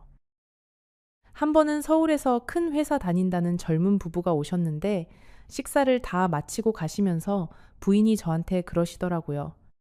할머니, 사실 저희 부부가 요즘 많이 힘들었거든요. 그런데 오늘 이 밥상을 받으니까 마음이 좀 풀어지는 것 같아요. 저는 그 부인의 손을 살짝 잡았어요. 부인 부부 사이 힘들 때는 같이 밥을 자주 드세요. 같이 차린 밥상이 부부 사이를 살립니다. 그 부부가 떠나면서 2번이고 3번이고 인사를 하고 가셨습니다. 몇 달 뒤에 그 부부한테서 작은 엽서가 한 장 왔어요. 할머니 말씀대로 자주 같이 밥을 먹습니다. 고맙습니다. 그 엽서를 저는 식당 한쪽 벽에 붙여두었어요. 또 어느 날은 사춘기 딸을 데리고 어머니가 오셨습니다. 그 두 모녀가 서로 한마디도 안 하고 식사를 하시더라고요. 분위기가 답답해 보여서 저는 식사가 끝날 즈음에 2분 자리로 갔어요. 그리고 그 어머니한테 살짝 그랬어요. 부인, 따님이 말이 없는 건 잠시예요. 그 시기가 지나면 다시 어머니랑 친해지니까 너무 마음 졸이지 마세요. 그리고 따님한테는 이렇게 말했습니다. 아가씨, 어머니가 잔소리를 많이 하시는 건 아가씨를 너무 사랑해서 그러시는 거예요. 그게 진짜야. 그 따님이 처음에는 새침하게 있더니 식당을 나가기 전에 자기 어머니 팔짱을 살짝 끼더라고요. 그 모습을 보면서 저는 이 식당이 그저 밥집이 아니라 어떤 쉼터 같은 곳이 되어가고 있다는 걸 느꼈습니다. 또 한 번은 환갑이 막 지난 남자분이 혼자 오셨어요. 그분은 식사 내내 거의 말이 없으셨는데 식사를 마치고 일어서시려다가 갑자기 자리에 다시 앉으셨습니다. 그러시더니 작은 목소리로 저를 부르셨어요. 할머니, 죄송한데 잠시 앉아주실 수 있으세요? 저는 그분 맞은편에 앉았습니다. 그분이 한참을 망설이시더니 이렇게 말씀하시더라고요. 사실 저희 어머니가 1달 전에 돌아가셨어요. 어머니가 끓여주시던 미역국이 너무 그리워서 비슷한 맛을 찾아서 여기까지 왔습니다. 저는 그분의 손을 잠시 잡았어요. 45해 동안 며느리로 살았던 저였지만 그날 그 자리에서는 그저 한 어머니로서 그분의 손을 잡았습니다. 어머님이 그 천국에서 아드님을 보고 계실 거예요. 미역국은 다음에 또 오시면 제가 정성껏 끓여드릴게요. 그분이 그날 우리 식당을 나가시면서 처음으로 환한 웃음을 지으셨어요. 그 웃음을 보면서 저는 한 그릇의 미역국이 사람한테 얼마나 큰 위로가 될 수 있는지를 알았습니다. 그분은 그 뒤로 1달에 1번씩 우리 식당에 오셨어요. 매번 미역국 한 그릇과 흰밥 한 공기를 시키시고 천천히 드시고 가셨습니다. 저는 그분이 오시는 날에는 일부러 미역국을 더 정성껏 끓였어요. 어머니를 잃은 아들의 마음을 조금이라도 데울 수 있다면 그것만으로도 제 미역국은 충분한 의미가 있는 거였으니까요. 식당이 자리를 잡아가면서 명숙 씨와 저는 작은 약속을 하나 했어요. 일주일에 1번씩은 식당 문을 닫고 둘이서 어디든 다녀오기로요. 명숙 씨도 평생 그 여관을 지키느라 영덕 밖으로 나가본 적이 거의 없으셨거든요. 우리는 매주 화요일에 가까운 곳들을 다녀오기 시작했습니다. 첫 화요일에는 영덕에서 1시간쯤 떨어진 강구항에 갔어요. 거기서 대게 한 마리를 둘이서 나눠 먹었습니다. 명숙 씨가 그러시더라고요. 언니, 우리 둘이서 이렇게 대게 먹는 게 얼마만이에요. 저는 평생 처음이에요. 저도 마찬가지였어요. 시집에서는 명절에 가끔 대게가 올라왔지만 그건 시아버지와 남편 몫이었고 며느리인 저는 다리 하나도 제대로 발라본 적이 없었거든요. 다음 화요일에는 영덕에서 더 위쪽의 울진까지 다녀왔어요. 거기서 우리는 처음으로 여자 둘이서 모텔이라는 데서 잠을 잤습니다. 모텔이라는 데가 그렇게 깨끗하고 편한 곳인지 그제야 알았어요. 명숙 씨와 저는 침대 2개에 누워서 새벽 2시까지 옛날 얘기를 했습니다. 우리 둘 다 시집살이의 기억이 어찌나 비슷하던지요. 서로 다른 집에서 시집을 살았는데도 받았던 상처는 거의 같았어요. 그게 어쩌면 우리 세대 어머니들이 다 같이 짊어진 짐이었던 것 같습니다. 또 어느 화요일에는 경주까지 내려갔어요. 명숙 씨가 죽기 전에 불국사 한번 가보고 싶다고 하셔서요. 우리는 불국사 마당에 한참을 앉아 있었습니다. 명숙 씨가 작은 소원지에 무엇인가를 적으시기에 저도 한 장을 받아서 적었어요. 명숙 씨는 우리 아들네가 행복하기를 이라고 적으셨고 저는 45해의 시간을 후회 없이 정리할 수 있기를 이라고 적었습니다. 우리 둘은 그 소원지를 같이 매달면서 서로 손을 꼭 잡았어요. 그 순간 저는 알았습니다. 45해 동안 한 번도 가져보지 못했던 진짜 친구를 79에 처음으로 가지게 된 거라고요. 경주에서 돌아오는 길에 우리는 작은 시골 다방에 들렀어요. 거기서 명숙 씨와 저는 쌍화차 한 잔씩을 시켜놓고 2시간을 앉아 있었습니다. 옆 테이블에는 우리 또래의 어르신 2분이 화투를 치고 계셨어요. 그 모습을 보면서 명숙 씨가 그러시더라고요. 언니, 우리도 이제 저런 거 좀 배워야 하지 않을까요? 저녁에 둘이서 화투라도 치면서 시간을 보내요. 저는 웃으면서 고개를 끄덕였습니다. 그날 우리는 다방에서 화투 한 벌을 사서 영덕으로 돌아오는 차 안에서 어르신께 화투 치는 법을 배워가지고 왔어요. 그날 밤부터 우리는 매일 저녁 식당 문을 닫고 나면 둘이서 작은 상에 앉아 화투를 쳤습니다. 45해 만에 처음으로 저녁 시간이라는 게 어떤 건지를 알게 된 거예요. 식당 일이 익숙해질 즈음 저는 동네 어르신들한테 한글을 가르치기 시작했어요. 마을회관에서 일주일에 2번씩 글을 못 읽는 할머니들 몇 분께 한글을 가르쳐 드린 거예요. 저는 학교를 많이 다닌 사람은 아니었지만 그래도 한글은 읽고 쓸 줄 알았거든요. 그 동네에는 평생 글을 못 읽고 사신 할머니들이 의외로 많았습니다. 처음 수업을 시작하던 날 한 할머니가 그러시더라고요. 순자 할머니, 저는요, 평생 시장에서 글자가 무서웠어요. 약 사러 가면 약 이름을 못 읽어서 늘 누구한테 물어봐야 했어요. 그게 그렇게 부끄러웠어요. 그 말을 듣고 저는 또 마음이 아팠습니다. 3달 정도 가르쳐 드렸을 때 그 할머니가 처음으로 자기 이름을 한글로 쓰셨어요. 박옥자. 박옥자 할머니가 자기 이름을 종이에 쓰시고는 한참을 그 종이를 들여다 보셨습니다. 그러시더니 우셨어요. 순자 할머니, 내가 78살이 되어서야 내 이름을 처음 써봤어요. 78해 동안 내가 누군지를 종이에 적어본 적이 없었어요. 저는 그 할머니를 꼭 안아드렸어요.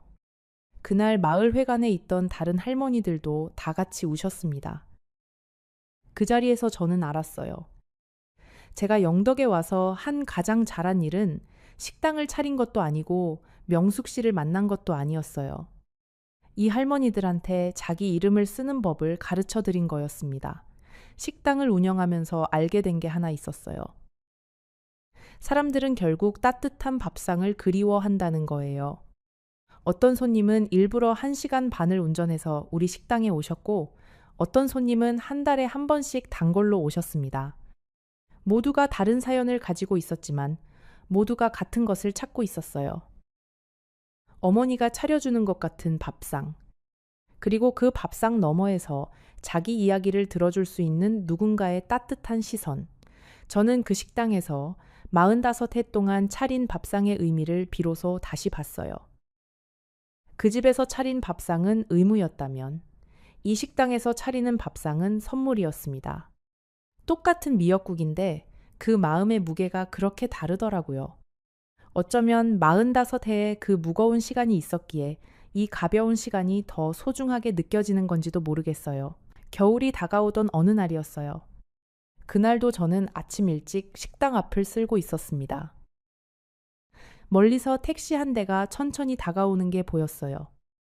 시골 마을이라 택시가 들어오는 일이 흔치 않아서 저는 그 차를 그냥 바라봤습니다. 그런데 그 택시가 우리 식당 앞에 멈춰 서더라고요. 택시 문이 열리고 한 노인이 천천히 내렸어요. 흰 머리가 더 많이 늘었고 등이 살짝 굽었고 손에는 작은 종이 가방 하나를 들고 있었습니다. 저는 빗자루를 든 채로 그 자리에 한참을 서 있었어요. 1년 만에 보는 남편이었습니다. 그 사람이 저를 어떻게 찾아냈는지는 나중에 들었어요. 아들한테 사정사정해서 제 위치를 알아냈다고 하더라고요. 아들도 처음에는 절대 안 알려주려고 했는데 그 사람이 아들 집 앞에 사흘을 앉아 있었답니다. 결국 아들이 며느리한테 의논하고 며느리가 저한테 먼저 연락을 해서 어머님이 만나주실 의향이 있으시냐고 물었어요. 저는 잠시 후에 그 질문에 어떻게 답했는지를 들려드릴게요. 며느리가 저한테 전화를 했을 때 저는 식당에서 점심상을 치우고 있었어요. 며느리 목소리가 떨리고 있더라고요. 어머님, 저 아버님이 어머님을 한번 뵙고 싶다고 하시는데요. 어머님 위치를 알려드려도 될까요? 저는 식당 의자에 앉아서 한참을 생각했습니다. 보고 싶을까? 보고 싶지 않을까? 솔직히 말하면 보고 싶지 않은 마음이 더 컸어요. 그런데 또 한편으로는 45해를 같이 산 사람이니까 적어도 마지막 인사 정도는 해야 하지 않을까 하는 마음도 있었습니다. 저는 결국 며느리한테 그랬어요. 알려드려도 된다. 다만 한 가지 조건이 있다. 그 사람은 혼자 와야 한다. 그리고 강요하지 않아야 한다. 내가 만나기 싫다고 하면 그냥 돌아가야 한다. 며느리가 그러더라고요. 네, 어머님. 제가 아버님께 잘 말씀드릴게요. 그 통화가 있고 나서 사흘 뒤 그 사람이 우리 식당 앞에 도착한 거였습니다. 그 사람이 식당 앞에 내려서 저를 봤을 때 저는 그 사람의 얼굴에서 처음 보는 표정을 봤어요. 45해를 살면서 한 번도 본 적 없는 표정이었습니다. 두려움이었어요. 그 사람이 45해 동안 저한테 단 한 번도 미안하다고 말한 적이 없는 그 사람이 저를 보고 두려워하고 있었어요. 저는 빗자루를 식당 벽에 기대 놓고 천천히 그 사람한테 다가갔습니다. 그리고 이렇게 말했어요. 먼 길 오셨네요.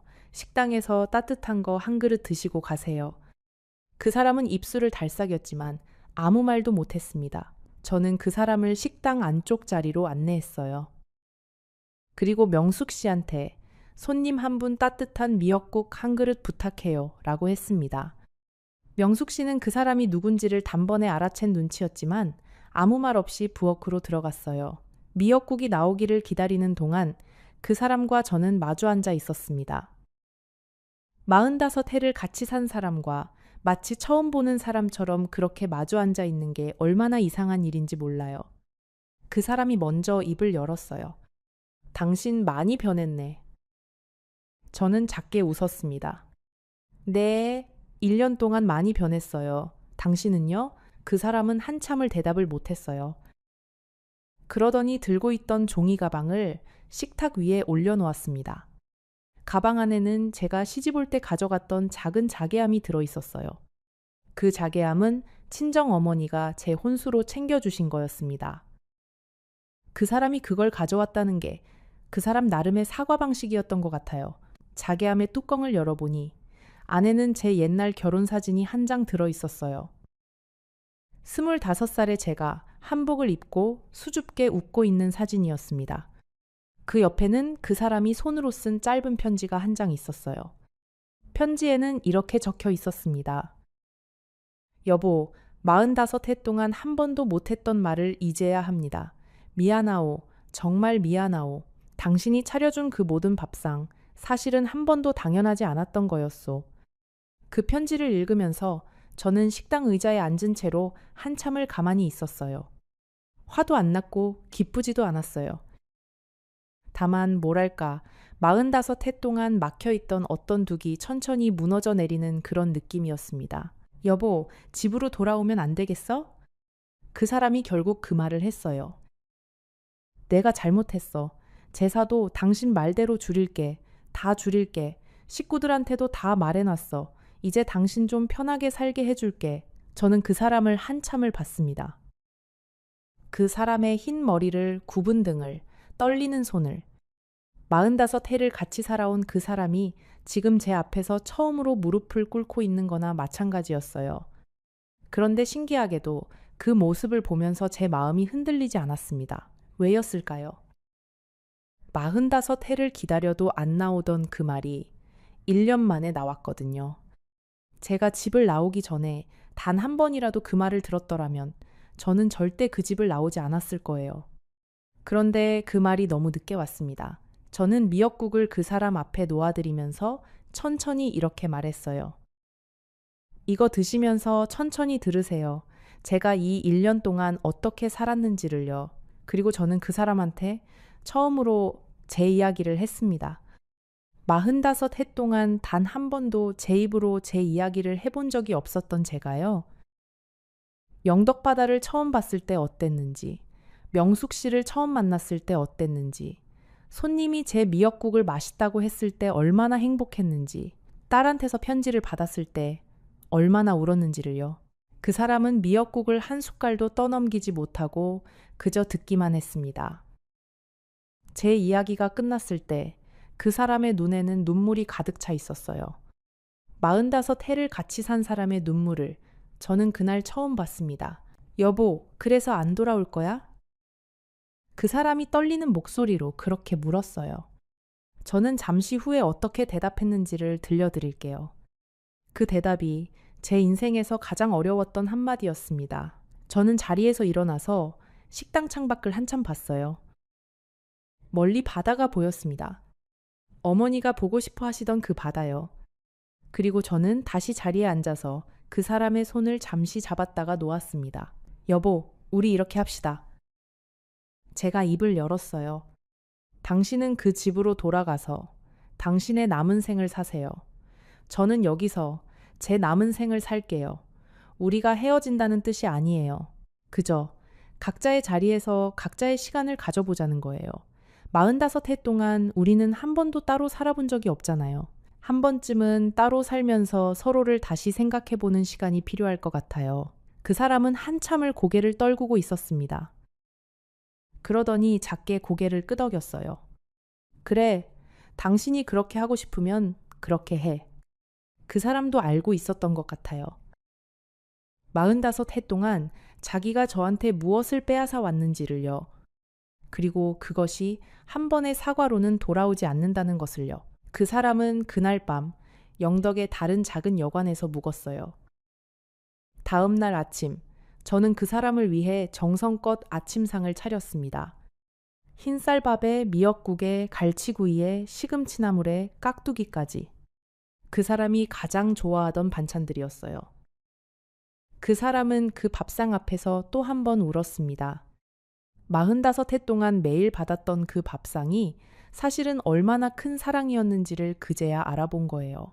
그 사람이 다시 택시에 올라타기 전에 저는 그 사람한테 자괴함을 다시 돌려주었습니다.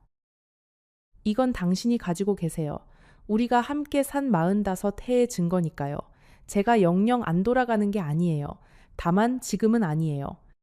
그 사람은 자괴함을 가슴에 안고 천천히 택시에 올랐습니다. 택시가 멀어지는 걸 보면서 저는 처음으로 그 사람한테 미안한 마음이 들었어요. 미운 마음만 가득했던 1년이었는데 그 사람의 구분 등을 보면서 처음으로 저 사람도 결국 늙은 한 남자구나 하는 생각이 들었습니다. 45해 동안 가부장이라는 무게를 짊어지고 살아온 그 사람도 어쩌면 자기 나름의 짐이 있었을 거예요. 그렇다고 해서 제가 그 집으로 돌아간 건 아니에요. 지금도 저는 영덕의 그 식당에 있습니다. 명숙 씨와 함께 매일 아침 손님상을 차리고 저녁이면 바다를 보면서 보리차를 마셔요. 그 사람과는 한 달에 한 번씩 전화를 합니다. 1년에 2번. 명절에는 제가 그 집을 방문해요. 제사는 이제 2번으로 줄였습니다. 시아버지와 시어머니 기일만요. 며느리는 이제 저를 영덕 어머님이라고 부릅니다. 며느리도 가끔 영덕에 내려와서 우리 식당에서 며칠씩 묵고 가요. 며느리는 여기 와서 처음으로 시집살이가 아닌 시어머니와의 시간을 가져봤다고 했습니다. 우리는 함께 바다를 걷고 함께 시장을 보고 함께 미역국을 끓여요. 그제야 저는 며느리와 진짜 가족이 된 것 같았어요. 아들도 가끔 내려옵니다. 아들이 처음 영덕에 왔을 때 저는 그 아이를 끌어안고 한참을 울었어요. 45해 동안 그 집에서 자기 어미가 어떻게 살아왔는지를 그 아이는 그제야 제대로 봤다고 했습니다. 엄마, 죄송해요. 저도 아버지랑 똑같이 엄마를 당연하게 여겼던 것 같아요. 아들의 그 말을 들으면서 저는 제가 1년 전에 내린 그 결정이 얼마나 옳았는지를 다시 한번 느꼈습니다. 여러분, 제가 이 이야기를 들려드린 이유는 한 가지예요. 우리 또래의 많은 어머니들이 평생을 식구를 위해서 살아오셨잖아요. 그런데 정작 그 식구가 우리를 어떻게 대했는지를 돌아보면 가슴이 답답해지는 분들이 많으실 거예요. 저는 45해를 그렇게 살았고 결국 80이 다 되어서야 제 인생을 시작했습니다. 너무 늦은 거 아니냐고요. 저는 그렇게 생각하지 않아요. 인생에서 가장 빠른 시작은 지금이거든요. 어제도 아니고 내일도 아니고 바로 오늘이에요. 저는 79에 새 인생을 시작했고 80이 된 지금이 제 인생에서 가장 행복합니다. 물론 후회가 없는 건 아니에요. 좀 더 일찍 용기를 냈더라면 좋았을 걸 하는 생각을 가끔 합니다. 그런데 또 이런 생각도 들어요. 그때 그 자리에서 45해를 견뎌낸 그 사람이 있었기에 지금의 제가 이 자리에 있는 거라고요. 그 45해는 헛된 시간이 아니었어요. 그 시간이 있었기에 저는 지금의 자유가 얼마나 소중한지를 압니다. 영덕의 바다는 오늘도 한결같습니다. 매일 같은 자리에서 파도가 들고 나죠.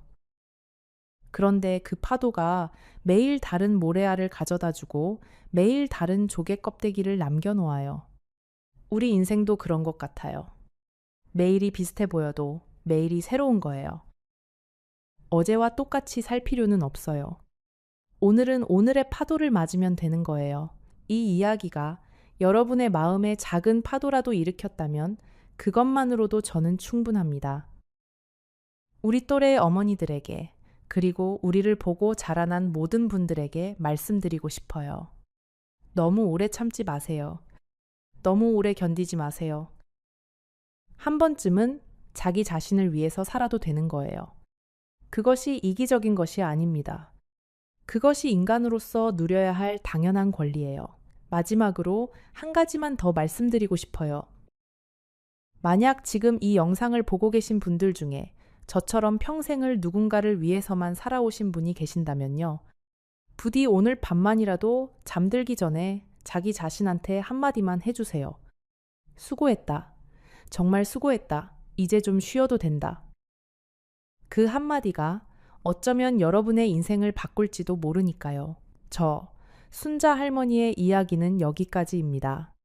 만약 이 이야기가 여러분 마음에 닿았다면 지금 화면에 보이는 다음 영상을 꼭 봐주세요. 이 이야기보다 훨씬 더 가슴 깊이 남는 또 다른 인생 이야기가 여러분을 기다리고 있으니까요.